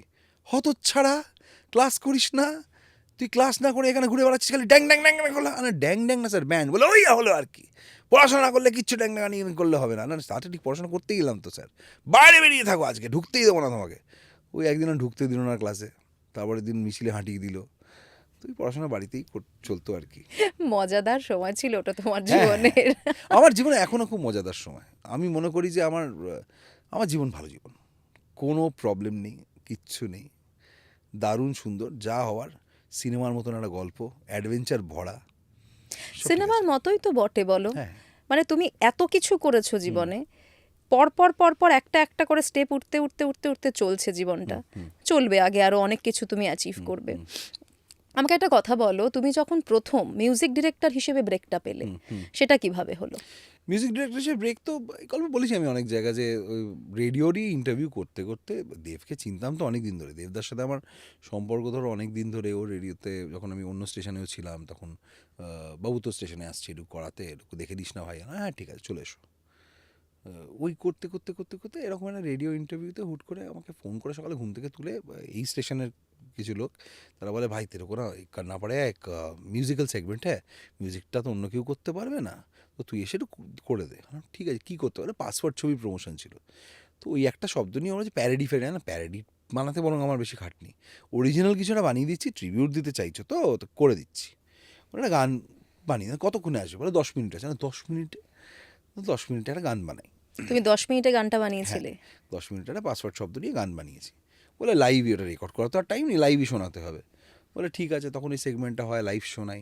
ওই গানটা কে বানিয়েছে? বলছি নীল বানিয়েছে। বলে নীল গান বানায়? তুই গান বানাস এত না বলিস নি, আমি ঢাকঢোল পিটিয়ে বলবো আমি গান বানাই? বলে গানটা আমায় দিবি? বলো নিয়ে নাও, সিনেমা নেবে নিয়ে নাও। তখন বলছে সিনেমা, তখন বললাম যে হ্যাঁ 7 দিনে তো রিলিজ, কী করে সিনেমা নেবে। বাট ওই যে বলে ঠিক আছে ডান আমি দেখছি, ওই যে বললো 2-3 মাস বাদে আমার কাছে ফোন এলো। কারণ রাহুল সেই সময় দাঁড়িয়ে রাহুল অনেকজন কম্পোজারের সাথে কথা বলেছে কিশমিশ ছবির জন্য, হচ্ছে না, এই সেই ওয়ার্ক করছে না। তখন একজন কম্পোজারের সাথে কথা বলেছে, সে কম্পোজার বলেছে না আমি অলরেডি ওই একটা পার্টিকুলার গান রাহুলের খুব পছন্দ ছিল, সেটা অলরেডি আই থিঙ্ক শ্রীদার কোনো ছবির জন্য বা কিছু একটা দিয়ে দিয়েছে। তখন বলছে তাহলে কী হবে হ্যান ত্যান। তখন দেবদা বলছে শোন, আমি তোকে একটা ছেলে দিচ্ছি, তুই নতুন ফ্রেশ চাস তো, আমি তোকে একটা ছেলে দিচ্ছি, ওকে আমি অনেকদিন ধরে চিনি, বাট হচ্ছে গান বানাতে জানি না, আমার মনে হচ্ছে এই ছবির জন্য ভালো হবে। তো তখন বলে তুই নীল বলে একটা ছেলে আছে, রেডিওতেও কাজ করে কিন্তু মিউজিশিয়ান, তুই কথা বল। বলে হ্যাঁ ওকে তো রেডিওতে চিনি, কিন্তু গান তখন কথা বল না। তো রাহুলের সাথে আমার দেখা হয়, আমরা একটা মিটিং করি। সেই মিটিং ওর বাড়ির নিচে গাড়ি রাখতে গিয়ে খুবই ঝামেলা হয়, প্রচণ্ড ঝামেলা হয়। কারণ পাড়ার ক্লাবের লোকেরা ওখানে মোটামুটি ইয়ে করে দিয়েছে, কি বলে বিয়ে বাড়িতে দিয়ে দিয়েছে ভাড়া ক্লাবটাকে, পার্কিংটাও বিয়ে বাড়ির জন্য। আরে ভাই 10 মিনিট থাকবো, 15 মিনিট থাকবো, মিটিং করে বেরিয়ে যাবো, না এখানে রাখা চলবে না। খুব ঝামেলা টামেলা করে রাহুল নিচে বাঁচাতে আসে। রাহুল ভাবে যে প্রেমের ছবির মিউজিক ডিরেক্টর চেয়েছিলাম, আমি তো অ্যাকশন ছবির মিউজিক ডিরেক্টর পাঠিয়ে দিয়েছে দেবদা, এটা কী চ্যাংড়ামো হচ্ছে। তখন বলছে তুমি প্রেমের গান বানাতে পারবে তো, অ্যাকশন ছবি নয় কিন্তু। আলাম ওসব ঠিক আছে, কালীঘাটের ছেলে তো? বলে আমিও কালীঘাটের ছেলে। কোথায়? বলে এই পার ওই পার। অ্যাকচুয়ালি রাহুল আমার বাড়ির ওই পাড়া থেকে, আমি এই পাড়া থেকে, ছোটোবেলা থেকে কখনো দেখা হয়নি। ওই পাড়ায় মোটামুটি এমন লোক কম আছে যাদেরকে চিনি না, কিন্তু রাহুলকে অ্যাকচুয়ালি আমি চিনতাম না, অদ্ভুত। তারপর যাই ওখানে, সেই কথা হয়, রাহুল গান শোনে, দেবদা বলে কি তুই অনেক কটা গান শুনেছিস নাকি? বললাম হ্যাঁ, বললো সিচুয়েশান, আমি মোটামুটি তো গল্পটা বেসিক ফোনে শুনে নিয়েছিলাম, তুমি কটা বানিয়ে নিয়ে গেছি। এটাও আবার বলিনি যে রাহুল আবার অন্য ছবির জন্য গান নিয়ে বসে আছে, ওটা আলাদা একটা। ওটা আলাদা। বলছে এইটা দেবদাকে শুনিও না, এটা আমার আরেকটা স্ক্রিপ্টে লাগবে, অন্য জায়গায় লাগবে। বললাম হ্যাঁ নিয়ে নাও, কোনো চিন্তা নেই। আর তখন কেউ নতুন, আমি কাজ করতে সবে ঢুকছি, সবে কথা চলছে, এখানকার ইন্ডাস্ট্রির যারা অ্যারেঞ্জার প্রোগ্রামার তারা পাত্তা দিচ্ছে না, তারা তো টাকা ছাড়া বোঝে না কিছু। তো তখন তারা মানে হ্যাঁ ঠিক আছে গান লক হোক, তারপর এসো আমাদের কাছে টাইপের একটা ব্যাপার আর কি, হ্যাঁ দেখা যাবে টাইপের ব্যাপার। আমি ভাই আমার কাছে মোবাইল আছে, গিটার আছে, আমি আছি, ওই গিটারে বাজিয়ে মোবাইলে ভয়েস নোট রেকর্ড করে শোনাচ্ছিলাম। কি শুনিয়েছিলে আমাদের আরেকটু শোনাও। ওকে শোনাচ্ছি। প্রথম আই থিঙ্ক লক যেটা হয় সেটা হচ্ছে আমি নিজের জগতে মজায় ছিলাম বেশ, তুমি ঘুম থেকে আমায় তুলে দিলে, কত রং চারিদিকে ভাবতাম জানলায় বসে, তুমি আমায় দরজা খুলে দিলে, তোমায় তুই বলবো না তুমি, আমি বুঝে পাই না, কত বলবো ভাবি কিছু শব্দ খুঁজে পাই না, তোমায় তুই বলবো না তুমি, আমি বুঝে পাই না, কত বলবো ভাবি কিছু শব্দ খুঁজে পাই না। এটা ছিল, কান্না ছিল, এই কটা প্রথম লক হয়েছিল। শোনাও আরেকটা। ও কান্না। আমি তোকে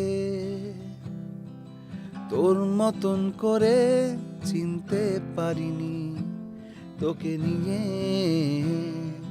স্বপ্ন বেসামাল আঁকতে পারিনি, বোঝাগুলো আজ ভালো লাগে যেন ফাঁকা আকাশে তারা ঝলমলো, থাম না ওরে কান্না, ওরে কান্না।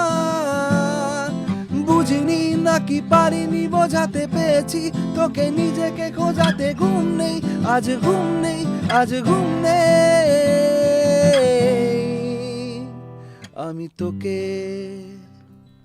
তোর মতন করে চিনতে পারিনি, তোকে নিয়ে স্বপ্ন বেসামাল আঁকতে পারিনি, আমি তোকে। ফাটাফাটি। আবার তাকে নিজের জায়গায় রেখে দাও। দারুণ লাগলো। Thank you. আবারও একটু আলোচনায় ফিরি। তোমার জীবনে রেডিও একটা অনেক বড় জায়গা জুড়ে রয়েছে। রেডিও সম্বন্ধে একটু বলো। আমরা আস্তে আস্তে দেখছি কিন্তু রেডিও মানুষের জীবন থেকে একটু একটু করে মুছে যাচ্ছে, বড্ড খারাপ লাগে। রেডিও মুছে কখনো যাবে না, কারণ ভারতবর্ষের মতন জায়গায় যেখানে এখনও অনেক মানুষের আয় অনেকটা কম, সেখানে একমাত্র বিনোদনের সাধন যেটা ফ্রি, একমাত্র এন্টারটেনমেন্ট মিডিয়াম যেটা ফ্রি, যেটার কোনো সাবস্ক্রিপশন লাগে না, যেটার কোনো পয়সা লাগে না।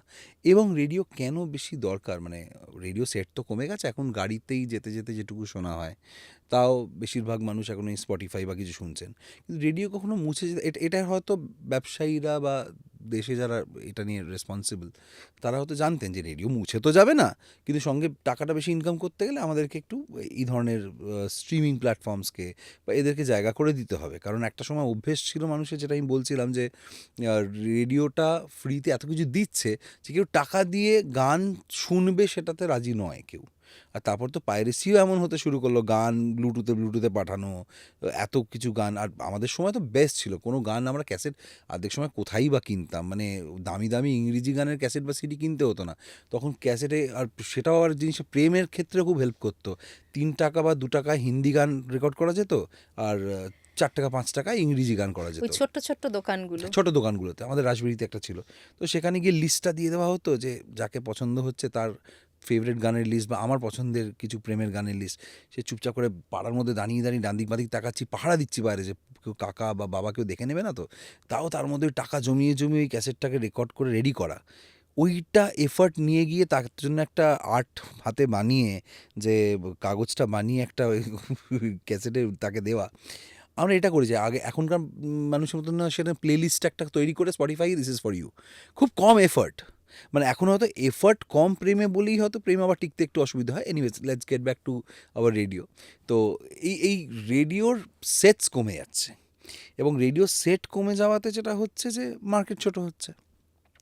কিন্তু রেডিও কেন দরকার, আমি আমার রেডিও শো করতে করতে একটা সময় হয়েছিল যে আমফানের সময় প্রচণ্ড ঝড়ে, যখন কলকাতা অলরেডি কোভিডের পর, মানে কোভিড চলছে তখন, মানে কোভিডের তখন অলরেডি লকডাউন হয়ে গেছে, তখনও কিন্তু ওয়ার্ক ফ্রম হোমটাই চলছে, কাউকে কিন্তু কোনো প্রেশারাইজ করা হচ্ছে না যে অফিস আসতে হবে বা কিছু।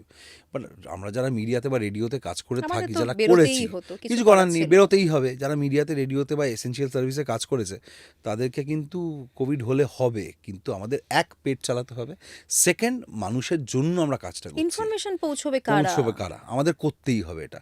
তো সেই দায়িত্বটা তো রয়েছে। এখন তো অনেক, মানে এখনকার জেনারেশন আশা করি তারা হয়তো অনেক বেটার কাজ করেন, বাট আমাদের সময়কার জেনারেশনটা কিন্তু খুব রেসপন্সিবল জেনারেশন। সে তারা কাজটা করছি মানে কাজটা কিন্তু প্রাণ দিয়ে করব। তো সেখানে আমরা ওই সময়টা দাঁড়িয়ে যখন, এবার ইন্টারনেটও ডেড, মানে আমরা রেডিওর শো অনেক সময় বাড়ি থেকে করে দেবো, সিরিয়ালও চলছে, মোবাইলে শ্যুট করে করে সিরিয়াল চলছে, এরম সব রিয়াকশন দিচ্ছে। অদ্ভুত সময় গেছে, অদ্ভুত সময় গেছে। তো সেখানে রেডিও শো আমরা মোবাইলে করে করে পাঠাচ্ছি। তো তার মধ্যে হঠাৎ একদিন এবার ডেড, ফোন কাজ করছে না, কোনো মতে কয়েকজনের ফোনে মেসেজ এসছে যে বলা হয়েছে যে যারা বাড়ি থেকে বেরোতে পারছেন না এই ঝড়ের পর বাড়িতে থাকুন, অনেক যেমন গান চলছে গান চলবে, ডেট গেলে ডেট যাবে। আর না, এটা করলে হবে না। তখন আমি আমার বাইকটা বার করলাম, বাইক আমি চালাই, এখনও চালাই, আমার চালাতে খুব ভালো লাগে। এই বাইকটা বার করি, বাইকটা বার করে আমি অফিসের দিকে যাচ্ছি, স্টুডিওর দিকে যাচ্ছি। মানে আমার সব প্রিয় দোকানপাট, চায়ের দোকানগুলোর ওপর গাছ পড়ে আছে, আমি কেঁদে ফেলেছি বাইক চালাতে চালাতে। আমি নিতে পারিনি, সাদার্ন অ্যাভিনিউ জুরাসিক পার্ক হয়ে গেছে, এই মনে হচ্ছে এখান থেকে ডাইনোসর বেরোবে, মানে ওরকম পুরো ওরকম একটা অ্যাম্বিয়েন্স, অদ্ভুত একটা মানে জায়গা। আসলে কি হয়েছিল বলো তো, তার আগেরটায় না অনেক কিছু হবে হবে বলার পরও হয়নি।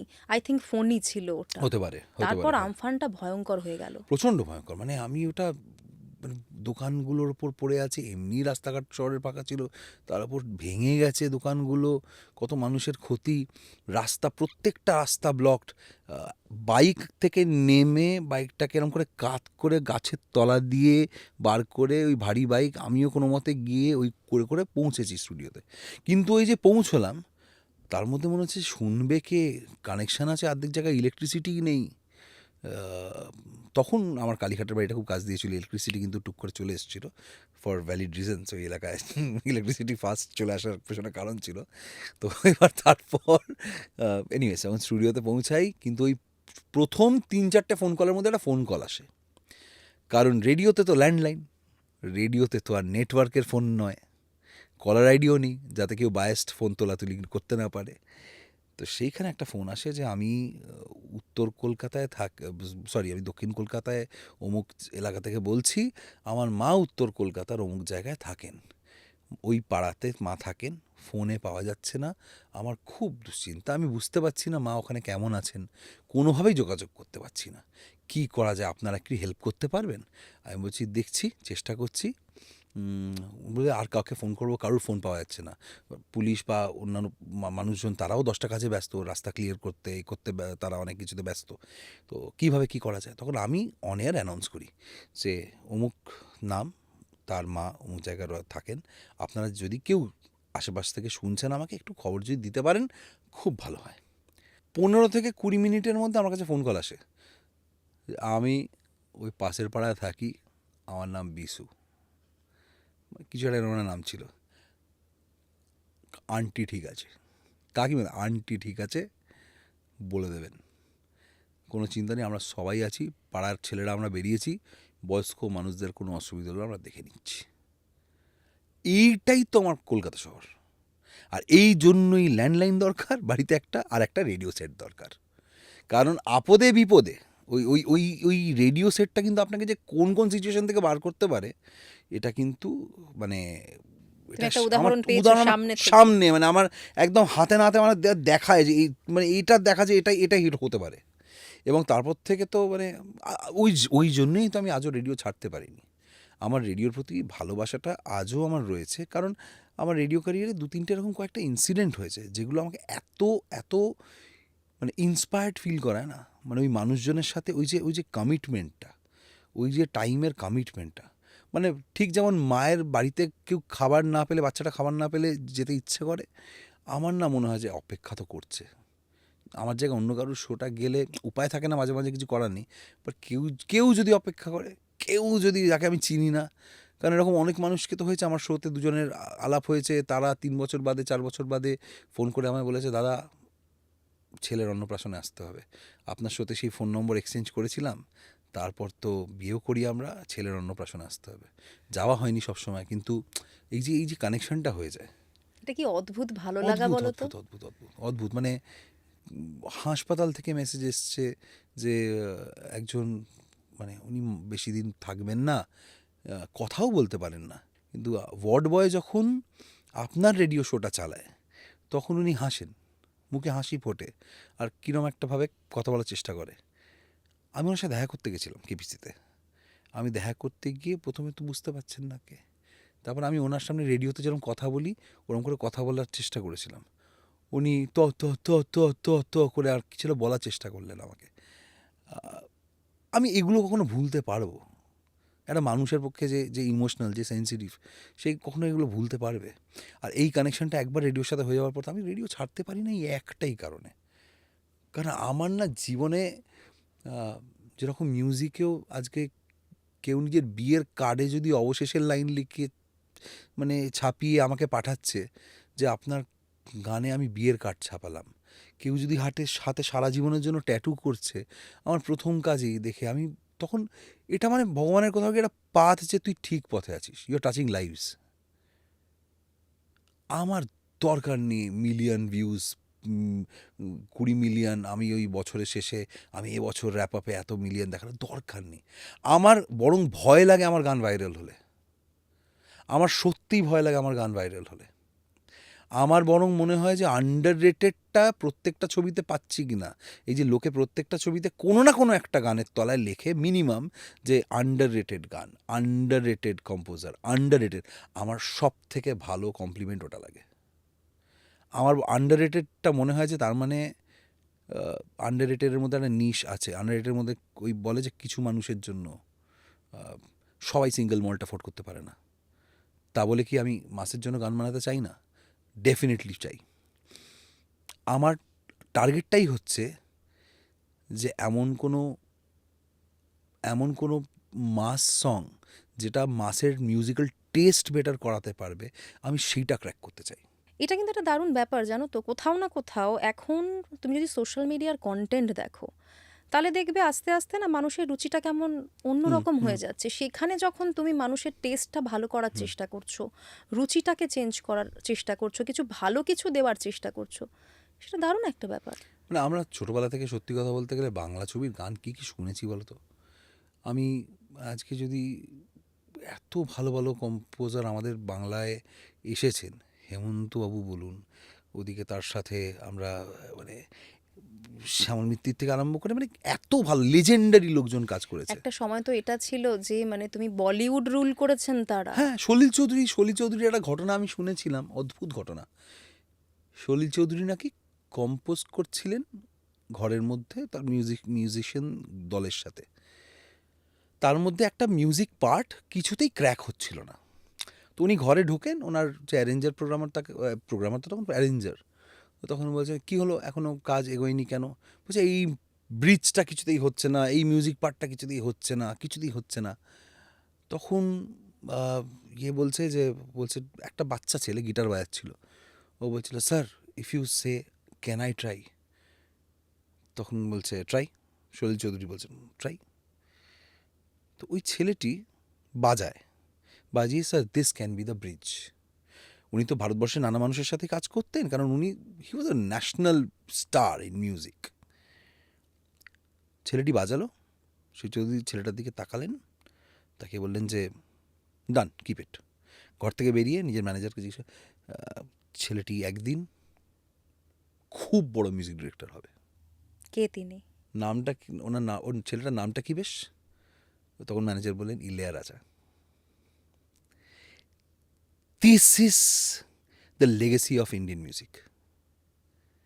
যারা একে অপর থেকে শিখে বড় হয়েছেন, একে অপরের থেকে ইন্সপায়ার্ড হয়ে বড় হয়েছেন, সাচ গ্রেট কম্পোজার্স। এবার সেইখানে দাঁড়িয়ে যখন আমরা দেখি যে ফর্মুলা মিউজিক ধীরে ধীরে টেকনোলজিটাই ইম্পর্টেন্স সোলটার থেকে বেশি, এটা একটা জার্নি, আমি বলছি না এটা অস্বীকার তো করতে কিছু পারবে না। সময় পাল্টাচ্ছে, কিন্তু তা বলে ওটাকে ধরে রাখাটাও তো আমাদের দায়িত্ব, ওই মেলোডিটাকে ধরে রাখাটাও আমাদের দায়িত্ব। বাপ্পি লাহিড়ী আবার খুব বলতেন যে বিট বহুত ইম্পর্টেন্ট হ্যায়, বিট সবচেয়ে ইম্পর্টেন্ট হ্যায়। কেউ বলতেন মেলোডি, কেউ বলতেন বিট। এই যে প্রত্যেকটা মানুষের আজকে বিট ওনার কাছে ইম্পর্টেন্ট ছিল বলেই তো উনি ডিস্কো কিং। উনি তো তালে তালে নাচাতেন, জেনারেশন আফটার জেনারেশন, আজও নাচিয়ে যাচ্ছেন। তো এইখানে আমাদের মডার্ন জেনারেশনের লোকজনের অনেক দায়িত্ব আছে, আর এই দায়িত্ব আমি সেদিন নিয়েছিলাম, সিরিয়াসলি নিয়েছিলাম। আমি একটা ফ্যামিলির বিয়ে বাড়িতে গেছিলাম, মানে কাকার মেয়ের বিয়েতে।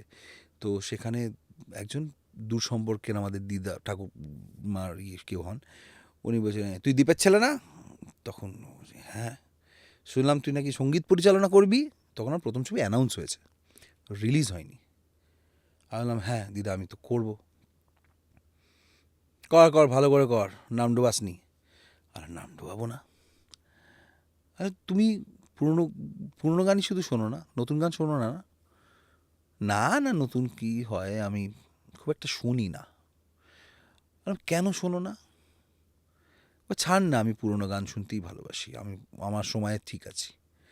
বলো না আমরা তো নতুন কাজ করছি, তুমি বলো না কেন শোনো না তুমি নতুন গান? বলছে একটা জিনিসের অভাব। কি? বলছে ভাব। আমি কিছু চুপ থেকে আমি বললাম যে কথা দিলাম যে গানই বানাই ভাবের অভাব হবে না। আমি নাচের গানের পেছনে আমি যা ভাবনা যেটা নিয়ে ভাবি যে এটা যদি নাচের গান হয়, যদি আজকে আমরা বাঙালিরাই তো আবোল তাবোলটা বুঝি, ননসেন্সিকলি কতটা সেন্স ক্রিয়েট করা যেতে পারে। আমাদের তো পথ দেখানো আছে, আমাদের কাছে টেক্সট বুক ভর্তি আছে, আমাদের কাছে ইনস্টিটিউশনস ভর্তি আছে। তো আমরা যদি সেটাকে ফলো না করি, তার মানে আমরা দেখছি না ঠিকভাবে। তুমি কি একটা জিনিস কখনো ভেবে দেখেছো, একটা সময় সঙ্গীত কিন্তু আমাদের দেশে গুরু শিষ্য পরম্পরায় চলতো, কোথাও কি এই গুরুর অভাব ফিল হয়? গুরুর অভাব না, অভাব তো নেই, মানে প্রবলেমটা হয়ে গেছে, এত বেশি হয়ে গেছে, কারণ আমাদের এখানে আর কেউ ইনফ্লুয়েন্স হতে চায় না, সবাই influencer. So it's okay, it's part, এটা এখন ব্যবসা, এটা একটা ব্যবসা হয়ে গেছে, এটা একটা আয়ের একটা দিক হয়ে গেছে, ঠিক আছে, তাতে আমার অসুবিধে নেই। কিন্তু ওই গুরুটা মানবটা কাকে, গুরুটা মানবে টাকাকে লোকে লোকে বুঝতে পারছে না। আজকে আমি যদি একটা ইউটিউবেও কিছু শিখতে যাই, একই জিনিস অনেক মানুষ শেখাচ্ছেন, হ্যাঁ অপশান প্রচুর, কিন্তু যতক্ষণে সঠিক গুরু কাছে পৌঁছচ্ছি, ম্যাক্সিমাম লোকই তো আর ইন্টারেস্ট হারিয়ে ফেলছে, দূর বুঝতেই পারছি না, শিখবো না। কেউ একটা ইউকেলেলে শেখার জন্য শুরু করছে, খুব কম মানুষই কিন্তু পাচ্ছে। আমি অনেকেই বলছে আমি ইউটিউব থেকে শিখেছেন, অনেকে ইউটিউব থেকে অনেক কিছু শিখেছেন, আমিও শিখি, আমিও রোজ কিন্তু কিছু যদি আমার জানতে ইচ্ছে করে যে এই সাউন্ডটাকে এভাবে কী করার চেষ্টা করবো বা কিছু করবো, আমি কিন্তু ইউটিউব ঘাঁটি, আমি এখনও দেখি যে এটা ক্রিয়েট করার জন্য ওটা কী করা যেতে পারে। তো সেটা কিন্তু করি, কিন্তু সবাই ওটা না পায় না, ধৈর্যটা সবার নেই, হারিয়ে ফেলেছি তো ধৈর্য। এখন তো গোটা গোটা সিনেমা লোকে দেখতে পাচ্ছে না, গোটা গান শুনতে পাচ্ছে না। আগে গান লম্বা লম্বা একটা যে কোনো গান, তার আগে 1-1.5 মিনিটের ইন্ট্রো হতো। কখনো কেউ ভেবে দেখেছো যে কেন ইন্ট্রোটা হতো? কারণ আমার যেটা বোধ বলে, আমি যেটা বুঝছি সেটা হচ্ছে যে একটা গানে তুমি সারাদিন একটা অন্য কাজ করে এসছো, আমি সারাদিন অন্য কাজ করে এসেছি, অ্যান্ডিদা অন্য কাজ করেছে, কেউ সবাই আমরা অন্য অন্য কাজ করে একটা গান শুনতে বসলাম। ওই মিউজিকটা সবাইকে এক জায়গায় আনতো, ইনস্ট্যান্ট কথা বলতে শুরু করতো না। যেটা তুমি বাঘাযতীনে করেছিলে। বাঘাযতীনে আমি চেষ্টা করেছিলাম, সেটা সেটা আমার ওয়ার্ক প্রসেসে করার চেষ্টা করেছিলাম। বাট লম্বা ইন্ট্রো আমি এখনও দিতে পারিনি, কারণ লম্বা ইন্ট্রো আজকাল কেউ রাখতেই দেয় না।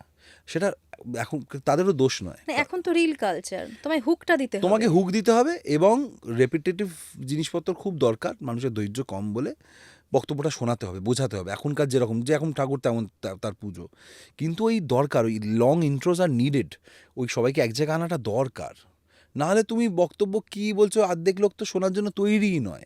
ওই ইন্ট্রোটাতে তো সবাইকে এক জায়গায় আমরা আনতে পারতাম, 1.5 মিনিট ধরে 1 মিনিট ধরে চলেই যাচ্ছে, এই গানটা ঢুকবে, এই গান, যতক্ষণে টায়ার্ড হয়ে গেলো তখন গানটা ঢুকলো, সেটা নিয়ে মিমও বেরিয়ে গেছে, এখন রিলও বেরিয়ে গেছে। তো এইটা দরকার, মানে এখন ওই ওই রেডিও এডিটসের জামানা চলে মাঝখানে, এখন তো রিল, তার আগে রেডিও এডিট ছিল। রেডিওতে ডিরেক্ট ওই কথা থেকে গান আগে শুরু হতো, ইন্ট্রোটা কেটে দেওয়া হতো। অতটা ধৈর্য মানুষ নেই রাখতে পারবে নেই, না। কারণ অতক্ষণ শুধু মিউজিক বাজলে রেডিওতে ওটাকে মানে মনে হচ্ছে যে ডেড পিরিয়ড, ডেড এর কাইন্ড অফ, ওই জোনে আর কি ভাবা, ওই লোকে নিত যে ডিরেক্ট কথা এসো। এটা শুনলে না মনে হয় আমাদের কত বয়স বেড়ে গেছে। অনেকটা আমরা বয়স হয়ে গেছে। সবটা দেখেছি, ভাবো। আমরা সবটা দেখেছি, আমরা ইন্ট্রো কাটা থেকে শুধু ইন্ট্রোটাই হওয়া অবধি দেখেছি, মানে এখন ওই 4 লাইনের গান। এখন 4 লাইনে গান। হ্যাঁ, আমি আর রেডিওর জন্য একটা সেগমেন্টও করতাম, 4 লাইনের গান, ওটাই এখন সত্যি গানের অলমোস্ট লেন্থ হয়ে দাঁড়িয়েছে। মানে ইনক্রেডিবল, মানে টাইম পাল্টাচ্ছে, অ্যান্ড আই থিঙ্ক যত আমরা অ্যাকসেপ্ট করবো তত ভালো। তুমি ভাবের কথা বললে, হ্যাঁ। তাহলে এই দিকটাই একটু ঢুকি। যেহেতু গান এমন একটা মাধ্যম, বলা হয় যে গানই সব থেকে সহজ মাধ্যম ঈশ্বরের সাথে কানেক্ট করার জন্য। তুমি যখন গান বানাও, গান লেখো বা মিউজিকটা সুরটা করছো, ফিল করেছো কখনো এরকম কোনো মুহূর্ত? করেছি। শেয়ার করো। বাঘাযতীন করার সময় যখন আমি ছবিটা করছিলাম, বা ইন জেনারেলও আমি যখন ধরো মুক্তিদাও বানিয়েছি, অবশেষে বানিয়েছি, ইনফ্যাক্ট সজনীয়, মানে এরকম কিছু কিছু গান অদ্ভুতভাবে আমি এখন তোমায় বলতে বলতে রিয়েলাইজ করলাম যে যেই যে গানগুলোর সময়টা হলো, সেই গানগুলি কিন্তু মানুষ অ্যাকচুয়ালি বেশি পছন্দ করেছে। তুমি এখন বললে, তোমায় বলতে বলতে আমি রিয়েলাইজটা করলাম, আমি এভাবে ভাবিনি আগে। প্রতিবার না একটা একটা অদ্ভুত একটা ওই গরম থেকে এসে একটা ঠান্ডা জল খেলে একটা হালকা মনে হয় যে ঠিক আছে একটু বসি, মানে ওই গানটা একটা জাস্ট বেরিয়ে একটা স্প্যাজাম মতন একটা হয়ে গেল, ঠিক আছে হলো, ঠিক আছে আমার মনে হয় না এটা আর কিছু পাল্টাতে লাগবে। পরে ভাবি 4টে লাইন আরও লিখি, চেঞ্জ করি, কিন্তু ঘুরে ফিরে ওটাতেই আটকাতে হয়। মানে বেটার করার চেষ্টা আছে, কিন্তু তাতে মাঝে মাঝে মনে হয় না ওই একবারই যেটা বেরিয়েছে ওটাই ঠিক আছে। তো এরকম ইনসিডেন্ট হয়েছে, ধরো চোখ থেকে জল পড়েছে, আসবো ফিরে, বা অনেক মুক্তি দাও, আমি গান শেষ করে আমি কেঁদেছি।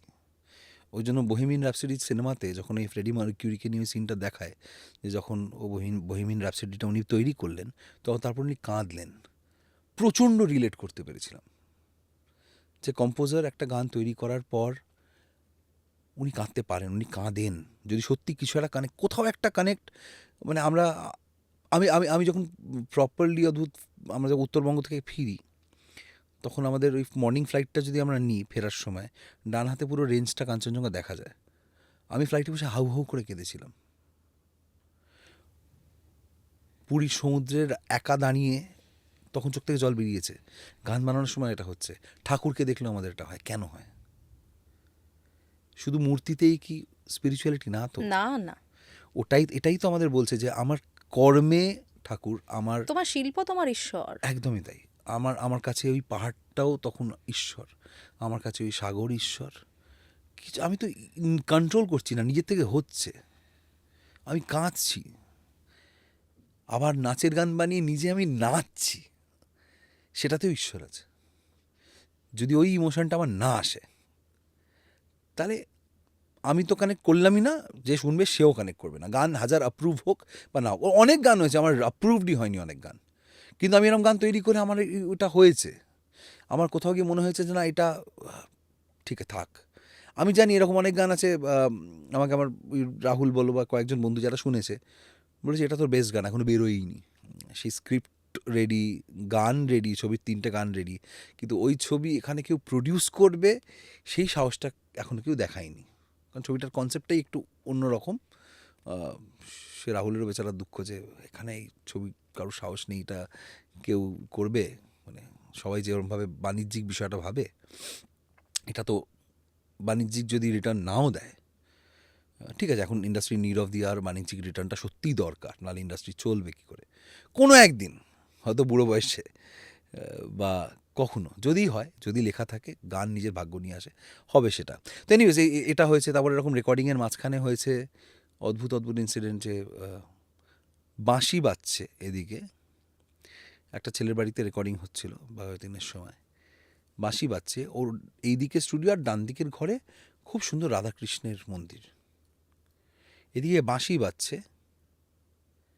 দৌড়ে কাজের মাসিটা এসে বলল, কেউ গেল এদিক দিয়ে? না, খেয়াল করি, আমরা তো স্টুডিওর মধ্যে ছিলাম। আমি জল খেতে ওই ঘরে গেলাম, আমি আজ থেকে দেখছি কেউ গেল। ছেলেটি বলল, আমাদের বাড়িতে এই ইনসিডেন্টগুলো হয় পুজোর সময়, কখনো ভালো কোনো মুহূর্তে এটা থাকে।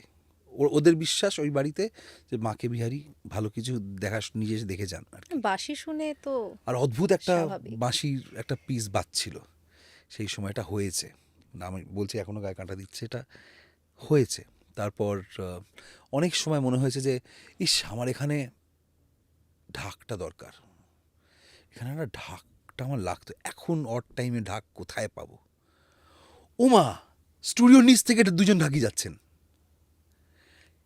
আমি দেখলাম ডাক ডাক ডাক ডাক ডাক ডাক, মানে এটাও হয়। কারুর বাড়িতে পুজো হয়েছিল, ওনারা ফিরছেন, ওনাদের বললাম বাজিয়ে দেবেন, বাজিয়ে দিচ্ছি। সময় লাগলো, কারণ ওনাদের মেট্রোনোমে বাজানোর অভ্যেস নেই, বাট কেটে কেটে আমাদের তৈরি করতে হলো। থ্যাঙ্কস টু টেকনোলজি এখন অনেক কিছু সম্ভব, কিন্তু ওটা আমি চোখের সামনে দেখলাম, এই ঢাকি দরকার ছিল, দুজন যাচ্ছেন ওই সময়ই আমি বারান্দায়। মানে এরকম অদ্ভুত, মানে হেল্প, হ্যারি পটার ছবিতে খুব সুন্দর ডায়লগ আছে যে help is given to Hogwarts for those who asks for it. তো আজকে এই যে সত্যি অনেস্ট, তুমি যদি কোনো কাজে থাকো না, ঠিক জুটে যায়। আমার মনে হয় যে আমি যতদিন আমার পাথে আমি সঠিক থাকবো, আমি কারুর ক্ষতি করে বা কোনো খারাপ পথে না থেকে আমি আমার কাজটা করতে থাকবো, আমার কোনো অভাব হবে না। সে জিনিসের হোক, ইনস্ট্রুমেন্টের হোক, টাকার হোক। হ্যাঁ, আমারও ফিনান্সিয়াল ক্রাইসিস যায়, সবার যায়, এখনও তো সেই অর্থে বিরাট কিছু করে ফেলিনি, আর আমার কিন্তু লোভ এটা নেই আমার। শুনতেও খারাপ লাগে জানো তো, এত ভালো ভালো গান তুমি উপহার দিচ্ছ মানুষকে, তারপরও যদি একটা ইন্ডাস্ট্রিতে থেকে তোমাকে এটা বলতে হয় যে আমার এখনো ফিনান্সিয়াল না না, এখন ক্রাইসিস না, যায়। সেটা ক্রাইসিস ইন দ্য সেন্স কি, মানে আমি সেই অর্থে বলছি না, আমার সেই অর্থে কোনো ক্রাইসিস নেই, কিন্তু ক্রাইসিস অনেক মানুষের অনেক থাকে, ইন দ্য সেন্স মানে আমি কিছুটা করতে চাইছি, হুট করে অ্যাডিশনাল খরচা মানুষের বেরিয়ে যায়, সবার হয় এটা। সবার হয়, সেই সময় অতটা খরচা করার জন্য প্রস্তুত না, খরচা করে দিলে কিন্তু আবার তো ওটা ভর্তুকিটা দিতে হবে, জায়গাটা তো ঠিক রাখতে হবে ফর কন্টিনিউসি ইন এভরিথিং, আমাদেরকে প্ল্যান করেই তো চলতে হয়। এবার যাই হোক, মিউজিক ডিরেক্টর তো, মানে আমি তো ব্যবসায়ী নই। কিন্তু কোথাও না কোথাও ভাবো না, বলিউডের সাথে আমাদের এখানে এতটা পার্থক্য, আছে, পার্থক্য আছে। এটা কি কোনোদিন মিটবে না? মিটতে পারে, তার আগে এক হতে হবে, মিটতে পারে তার আগে মার্কেটসকে এক হতে হবে। আমরা যখন সাউথ ইন্ডাস্ট্রির সাথে তুলনা করি, সাউথ করতে পারছে, আমরা কেন করতে পারছি না, প্রথম এই স্টেটমেন্টেই একটা অসুবিধা আছে। সাউথ কিন্তু 4-5টা স্টেট মিলে একটা ইন্ডাস্ট্রি। আজকে কোনো ছবি, যেটা আজকে কন্নড় ছবি হোক বা কিছু হোক, সেখানে কিন্তু ছবির প্রথমে থ্যাংক ইউ রাজামৌলি স্যার বলা হচ্ছে। আজকে তেলেগু ইন্ডাস্ট্রি কোনো লেজেন্ডকে তামিল ইন্ডাস্ট্রিতে সবাই মিলেমিশে ওরা কাজ করছে। আমরা সামহাও, আমি বিশ্বাস করি এবং আমি মনে করি, আমি এটা অনেককে সাজেস্টও করেছি ছবি হওয়ার সময়, যে আমরা শুধু হিন্দিতে ডাব করার কথা কেন ভাবি, কেন অহমীয়তে, কেন মানে উড়িয়া ভাষা, কেন আমরা ভোজপুরি, ইনফ্যাক্ট ওয়াই নট, মানে ভালো কন্টেন্ট যখনই কেউ ভালো ছবি এখানে বানাচ্ছি, কেন আমরা সবাইকে এক জায়গায় আনতে পারি না? সাউথ কিন্তু এটা করছে। অনেক দিন ধরে করছে। আমরা যদি করতে শুরু করি, আমরা যদি এর এই 3-4টে স্টেট, নর্থ ইস্টের মানুষ সবাইকে নিয়ে আমরা যদি ইস্টটাকে এক করে দিতে পারি, আমাদের মার্কেট কত বড় হলো, might just be bigger than south even, যদি আমরা এটা করতে পারি। কারণ যেটা হয়নি সেটা তো ভার্জিন মার্কেট, স্যাচুরেশনের কোনো জায়গা নেই, অ্যাটলিস্ট আগামী 10-20 বছর তো নেই। এইভাবে যদি কেউ ভাবি, যদি এইভাবে কেউ ব্যবসাটাকে দেখে, তাহলে কিন্তু অনেক হেল্প হতে পারে। Exchange of artists, exchange of technicians. আজকে উড়িয়া ইন্ডাস্ট্রিতে ভুবনেশ্বরে প্রচুর ভালো ভালো মানুষ রয়েছেন, আজকে ভোজপুরি ইন্ডাস্ট্রিতে ভালো ভালো মানুষজন রয়েছেন। নিরাহুয়া বলে একজন অভিনেতা রয়েছেন ভোজপুরি ইন্ডাস্ট্রিতে, ওনাকে একরকম ওনার পোস্টার নিরাহুয়া বানা, রিক্সাওয়ালা এসব দেখেছি। হঠাৎ করে রিসেন্টলি একটা ওয়েব সিরিজ দেখলাম, একটা খুব ফানি ক্যারেক্টার করেছেন, একটা লিগাল বিষয় নিয়ে একটা উনি একজন ভিকটিম প্লে করেছেন, ডিওড্রেন্ট লাগিয়ে ওনার অসুবিধা হয়েছে, কী ভালো চরিত্রটা প্লে করেছেন, আমি চিনতে পারিনি ওটা নিরাহুয়া। উনি আগে রবি কিষানের জন্য করেছেন, এটা কী ভালো করেছেন অভিনয়, মানে ওনার ক্যারেক্টারটা মানে আর কি মনে থেকে যাওয়ার মতন ক্যারেক্টার। তো এটাই তো মজা, যদি আমরা এক জায়গায় আসতে পারি। আর ভোজপুরি ইন্ডাস্ট্রি কিন্তু যথেষ্ট বড় ইন্ডাস্ট্রি। না না, শুনে মনে হয় আমরা মজা করি, আমরা এখন খুব মানে ধরো ভোজপুরি গান যখন বাজে ওই লালিপপ বা রাজা রাজা রাজা আমরা ওইটাই ভাবছি তো, কিন্তু তা ওটা নয়, আমাদের কিন্তু খারাপ লাগে, কিন্তু আমরা ওটাই নিয়েছি, ওটাই অ্যাডাপ্ট করেছি, ভালোটা নিয়ে। ওদের ভালো ভালো অনেক গান আছে। আমি জামশেদপুরে 1 বছর ছিলাম, ছিলাম, ওদের ওখানকার লোকই এটাকে বেশি মানে এনজয় করে, হয়তো চালাচ্ছে।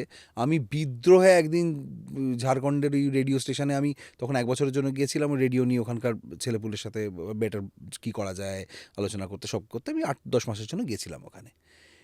সেইখানে আমি একদিন কনস্ট্যান্ট ভোজপুরি গান, রেডিওতে হিন্দি চলছে আর ওরা স্টেশনে নিজেদের মধ্যে ভোজপুরি শুনছে, আমি বাংলা গান, বাংলা কালচার, আমার তো কালচার শক হয়ে গেছে একটা।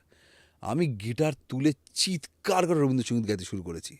পাশে বলে, বাঙালি গুস্তা হয়ে গেয়া, বাঙালি গুস্তা হয়ে গেয়া, হে গানা বন্ধ কর, বাঙালি গুস্তা হয়ে গেয়া, ভড়ক গিয়া বাঙালি, ইয়ে কি সংগ্রাম করে দেখা यहाँ पे। আমি চিৎকার করে আমি রবীন্দ্রসঙ্গীত গাইতে শুরু করেছি। তখন क्या हुआ तुमको? कुछ नहीं, घर को मिस कर रहे थे। तो तुम घर को मिस कर रहा था, चलो थोड़ा लिट्टी चोखा खिलाते तुमको। बोले चलो। कि वही लिट्टी चोखा खाते खाते लेकिन एक शर्त। बोले क्या? सिर्फ जो सब गाना तुम लोग चलाते हैं नहीं, हमको भोजपुरी वो गाना सुनाओ जो हम लोग तक नहीं पहुंचता है। बोले सुनेगा बाबू? हम बिल्कुल सुनेंगे। এত সুন্দর সুন্দর গান শুনিয়েছে আমাকে। ওদের নির্গুণ বলে এক রকমের গান হয়, কি সুন্দর সুন্দর গান, কি সুন্দর সুন্দর মেলোডিস। আমাদের ইস্ট ইন্ডিয়া কিন্তু মেলোডিতে আমরা রাজা, সে উড়িয়া মিউজিক হোক, অ্যাসামিজ মিউজিক হোক। আমি ভোজপুরি বলবো, তুমি পাহাড়টা ছেড়ে দিচ্ছ। পাহাড় তো ছেড়েই দাও, বাঁশি, পাহাড় শুনলেই বাঁশি ভেসে মানে কানে গিয়ে মনে ভেতরে গিয়ে নেচে বেরিয়ে আসে। মানে পাহাড়টার মতন জিনিস হয় না, গেলেই গান পায়, কিচ্ছু করার নেই। কিচ্ছু বুঝি না, শুনতে ভালো লাগে। শুনতে ভালো লাগে, নিঃশ্বাস নিতে ভালো লাগে। আজকে পাহাড়ে গিয়ে যে বিপুল ছেত্রীর গান চালাতে চালাতে ওঠা যাওয়া, ঠিক আছে, তিমি জানো শিলিগুড়ি, মোহ জানো সিকিমও টিলো, মানে আর করতে করতে কি ভালো লাগে বলো তো। মানে আমি এরকম লাস্ট হয়েছিল দার্জিলিংয়েই তো, ভূতের গল্প আমরা বাইরে করছিলাম, ওই পাহাড়ে গিয়েও একটা বেশ একটা এয়ারবিএনবিতে থেকেছিলাম, সামনেই একটা আমার ভূতুরে বাড়ি, সেখানে থেকেছিলাম। অদ্ভুত ঘটনা, কারেন্ট খেয়েছি চান করতে গিয়ে, হ্যাঁ, মানে অদ্ভুত অদ্ভুত জিনিস হচ্ছে। বিল্ডিংয়ের বাইরে ওই ভূতুরে বাড়িতে লেখা die, dead body found in 2016, কেউ ওখানে যায় না, ভেতরে শিরশিরানির আওয়াজ রাত্রির বেলা। সত্যি? হ্যাঁ হ্যাঁ হ্যাঁ, এরকম অদ্ভুত রয়েছে। যেখানে রান্না হচ্ছে সেখানে ওপর থেকে, ওই একটা জায়গা থেকে, ওপরে কিন্তু কোনো বাথরুম নেই, পাইপলাইন নেই, ওখান থেকে টপ টুপ করে জল পড়ছে। এক্সপ্লেনেশন নেই, অদ্ভুত অদ্ভুত জিনিস উধাও হয়ে যাচ্ছে ঘর থেকে, বেল্ট কে নিচ্ছে, কোথায় যাচ্ছে কেউ জানে না। তুমি সত্যি এটা ফিল করেছো? কিছু দু তিন সপ্তাহ আগে গেছি। এবার সেখানে যাই হোক, এবার ভালো জিনিসটাতেও ফিরি, ওখানে একটা কফি শপ, মলের ওপরে একটা কফি শপ আছে। সকালে দেখলাম যা হয় আর কি, চেনা দোকানগুলো তো খুব না, মানে ভিড় বেশি থাকে, এদিকে ট্রেন মিস হয়ে যাবে। ওই মলের ওপরই আরেকটা কফি শপ ফাঁকা ছিল, ঢুকেছি। সবার হট চকলেট খেতে ইচ্ছে হয়েছে, হট চকলেট খেতে ইচ্ছে হয়েছে, তার মধ্যে হট চকলেট যে বানায় সে নেই। তো তারা ফোন করে খুব জোর তাকে ডেকেছে, বোঝাই যাচ্ছে একটা সুন্দরী মেয়ে, খুবই সুন্দর দেখতে, তাকে ডাকা হয়েছে। তার ঘুম ভেঙে গেছে টাইমের আগে, সে প্রচণ্ড মুড খারাপ, এসে হট চকলেট বানিয়ে খাওয়াবে। না এরে খুব খারাপ বানাবে জানিস তো, মানে হট চকলেটটা খাওয়া যাবে না। আমরা বন্ধুরা মিলে বলছি খুব খারাপ হলো কিন্তু, ওই বানাচ্ছে হট চকলেটটা, দেরি হচ্ছিল। তো সেখানে টিভিতে অন্য গান চলছিল, উনি এসেই নেপালি গান চালিয়ে দিয়েছে, চালিয়ে না, এই খুব রেগে আছে রে। ঠিক আছে, এত ভালো হট চকলেট খাইয়েছে, আইলাম, এত রাগের পরেও যে নিজের কাজ ভালো করে করে, ভাই আমি তাকে সম্মান করি। তো আমার বন্ধু বলছে সম্মান টম্মান কিছু না, খুব সুন্দর দেখতে বলে এটা বলছিস। আইলাম আর তো সুন্দর দেখতে তো ঠিক আছে, কিন্তু সুন্দরকে তো সুন্দর সুন্দরকে সুন্দর বলতেই বলতেই হবে। হবে, কিন্তু সত্যি কাজটা তুই তুই ভাব, হট চকলেটটা কি বানিয়েছে, মুখে তুই দিচ্ছিস হট চকলেটটা, মার্শমেলোগুলো মুখে গিয়ে গলছে, আবার মার্শমেলো দিয়েছে। তো বলছে তো আমাকে বন্ধুরা খাওয়াচ্ছে, তোর বয়স কত মার্শমেলো খাবি? আর ভাই আমার খুব ভালো লেগেছে, কিন্তু কিছু করতে হবে, এই মেয়েটার মুড খারাপ, ভাল লাগছে না। আমার বন্ধুরা বলছে কিছু একটা করো তো একটু। কী করি, দাঁড়া, নেপালি গান শুনতে ভালোবাসে না, বলে আমি জাস্ট গেছি, বললাম thank you for the hot chocolate, খুব ভালো খেতে হট চকলেটটা, ইটস বিউটিফুল। বলছে থ্যাংক ইউ, তখনও মুড খারাপ। আর can you play this song, বলে একটা নেপালি আমার একটা প্রিয় গান আছে, বললাম ক্যান ইউ প্লে যে চাও তুমি। মুখে কি হাসি, যে চাও তুমি বলে কি হাসি, এরকম অনেক সুন্দর সুন্দর ইনসিডেন্ট হয়ে যায়, ওই যে মুখে হাসিটা ফুটলো, দেখ ভালো হয়ে গেল মুডটা। একটা গান, মিউজিক, একটা common test of music, suddenly যে শত্রু যার জন্য ঘুম থেকে আমি ঘুম ভেঙে উঠলাম, সে হঠাৎ বন্ধু হয়ে গেল। গান অনেক কিছু গান পারে। অনেক কিছু করে দিতে পারে, মানে তুমি এটা। ভাবো তো কত মানুষের সম্পর্ক তৈরি হয়েছে এই গানের জন্য, হ্যাঁ ও ভেঙেছে। এবং ভেঙেছে, ভাঙার পরে হিলও হয়েছে। হ্যাঁ, অস্বীকার করার জায়গা আছে কি? এই গানটা শুনছো কেন, এটা তো তুমি আর তোমার এক্স শুনতে, ব্যাস ব্রেকআপ, এরকম অনেক হয়েছে, প্রচুর প্রচুর হয়েছে। হয়েছে, তাই না? আমার এই গানটা খুব মনে পড়ে, কোন সাল এই গানটা, ও তখন তো তুমি অমুকের সাথে, ব্যাস। মিউজিক দারুণ কন্ট্রোভার্সিয়াল একটা জিনিস, মানে দারুণ কন্টেন্ট দেবে জীবনের প্রতিটা মুহূর্তে, এবং তুমি দেখবে এটা সবার ক্ষেত্রেই হয়তো হয়, কোনো কোনো গান বিশেষ বিশেষ স্মৃতি বহন করে। একদম একদম। একটা গানের সাথে একজন পার্টনার, আরেকটা গানের সাথে অমুক সময় চাকরি, আরেকটা গানের সঙ্গে কাণ্ড ঘটিয়েছিলাম, ফের টেনশন, পুরনো পুরনো কাণ্ডগুলো মাথায় চলে আসে, ইস এখন যদি কেউ জানতে পারে, অনেক স্মৃতি, অনেক স্মৃতি। তবে আমাদের ওই সময়টা আসলে খুব ভালো ছিল, মানে আমাদের চলে যাচ্ছে সব চলে কিছু যাচ্ছে, আস্তে আমরা আস্তে। ওই সিডি দেখলাম, ক্যাসেট দেখলাম, ভিনাইল দেখলাম, আমরা এখন স্পটিফাই দেখছি, আমরা এখন নানা রকম এই প্লেলিস্ট দেখছি, আমরা অ্যাকচুয়ালি সব দেখেছি। আমরা হচ্ছে এই চেঞ্জ ওভারের বেস্ট জেনারেশন, মানে আমরা বৃদ্ধাশ্রম গানটার জন্য টর্চার্ড হয়েছি বা আমার কাছে, আমরা বাগবানের জন্য টর্চার্ড হয়েছি কি প্রচণ্ড। Sentimental pressure. আমি বাগবান প্রোপাগান্ডা সিনেমা, মা বাবা, মানে যেই ছেলেপুলে ভালো, যারা বাবা মাকে খেয়াল রাখবে, সব থেকে বেশি কথা তারাই শুনেছে বাগবান দেখে, এরম তো আমাদেরকে ছেড়ে দিবি, এরম তো করবি, বৃদ্ধাশ্রম গানটা শুনে এরম তো পাশের করবি। বাড়িতে কখনো না কখনো ভালো ছেলেমেয়েরাই থাকতো, হ্যাঁ, এটা ভেবেছো কখনো? সবসময় ওরা বেটার থাকতো, কিন্তু আজও তাদেরকে দেখা যায় যে মানে আলটিমেটলি কি ভালো আছে, বাট যাই হোক, বাট আমাদের জেনারেশনে ওই কেয়ার করতো পাশের বাড়ির লোক। আহ, ওপরের কাকুটা বলতো বাবাকে এই ঘোলাম আলীর ক্যাসেটটা দিয়ে আসিস, এই শেয়ার করার জিনিসটা থাকতো। আমরা বিল্ডিংয়ের লোকজন অ্যাকচুয়ালি চড়ুই ভাতি করতাম, কলোনি পিকনিক তো উঠে গেল, মহালয়ার পিকনিক মহলা কোথায় আর কোথায়? কোথায়? মহালয়া কী করে হবে? কলকাতা শহরে মহালয়া থেকে তো তার আগের দিন থেকে উদ্বোধন শুরু হয়ে গেছিলো ঠাকুরের। এবার পিতৃপক্ষে দেবীপক্ষ যদি চলে আসে তখন কী আর করা যাবে? এবার তার মধ্যে লোকে পিকনিক করবেটা কী করে? তাড়াতাড়ি প্যান্ডেল খুলে গেছে, ঠাকুরটা দেখিনি, যাতে একটু দুদিন এক্সট্রা একদিন বন্ধুদের সাথে ঘুরতে পারি। তো এইসব তো কিছু করার নেই না। But we have actually seen good times আমাদের এই জেনারেশনটা। So congratulations for being 80s মানুষ। একদম দারুণ কাটলো তোমার সঙ্গে সময়, মানে একদম মন খুলে আড্ডা দেওয়া গেল সত্যি। আমার খুব ভালো লেগেছে, দারুণ লেগেছে আমার। গান গান ওকে, মানে তোমার গান দিয়েই শেষ করতে হবে, না হলে দর্শক আমাকে ছেড়ে আচ্ছা কথা ডান, বলবে তাই না। হোক।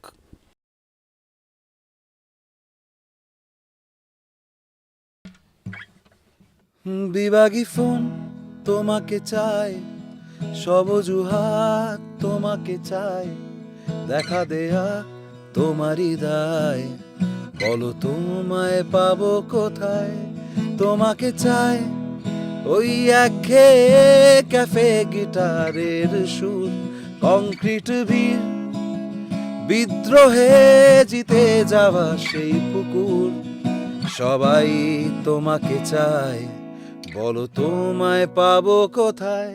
বিভাগী ফোন তোমাকে চায়, সব অজুহাত তোমাকে চায়, দেখা দেয়া তোমারই দায়, বলো তোমায় পাবো কোথায়?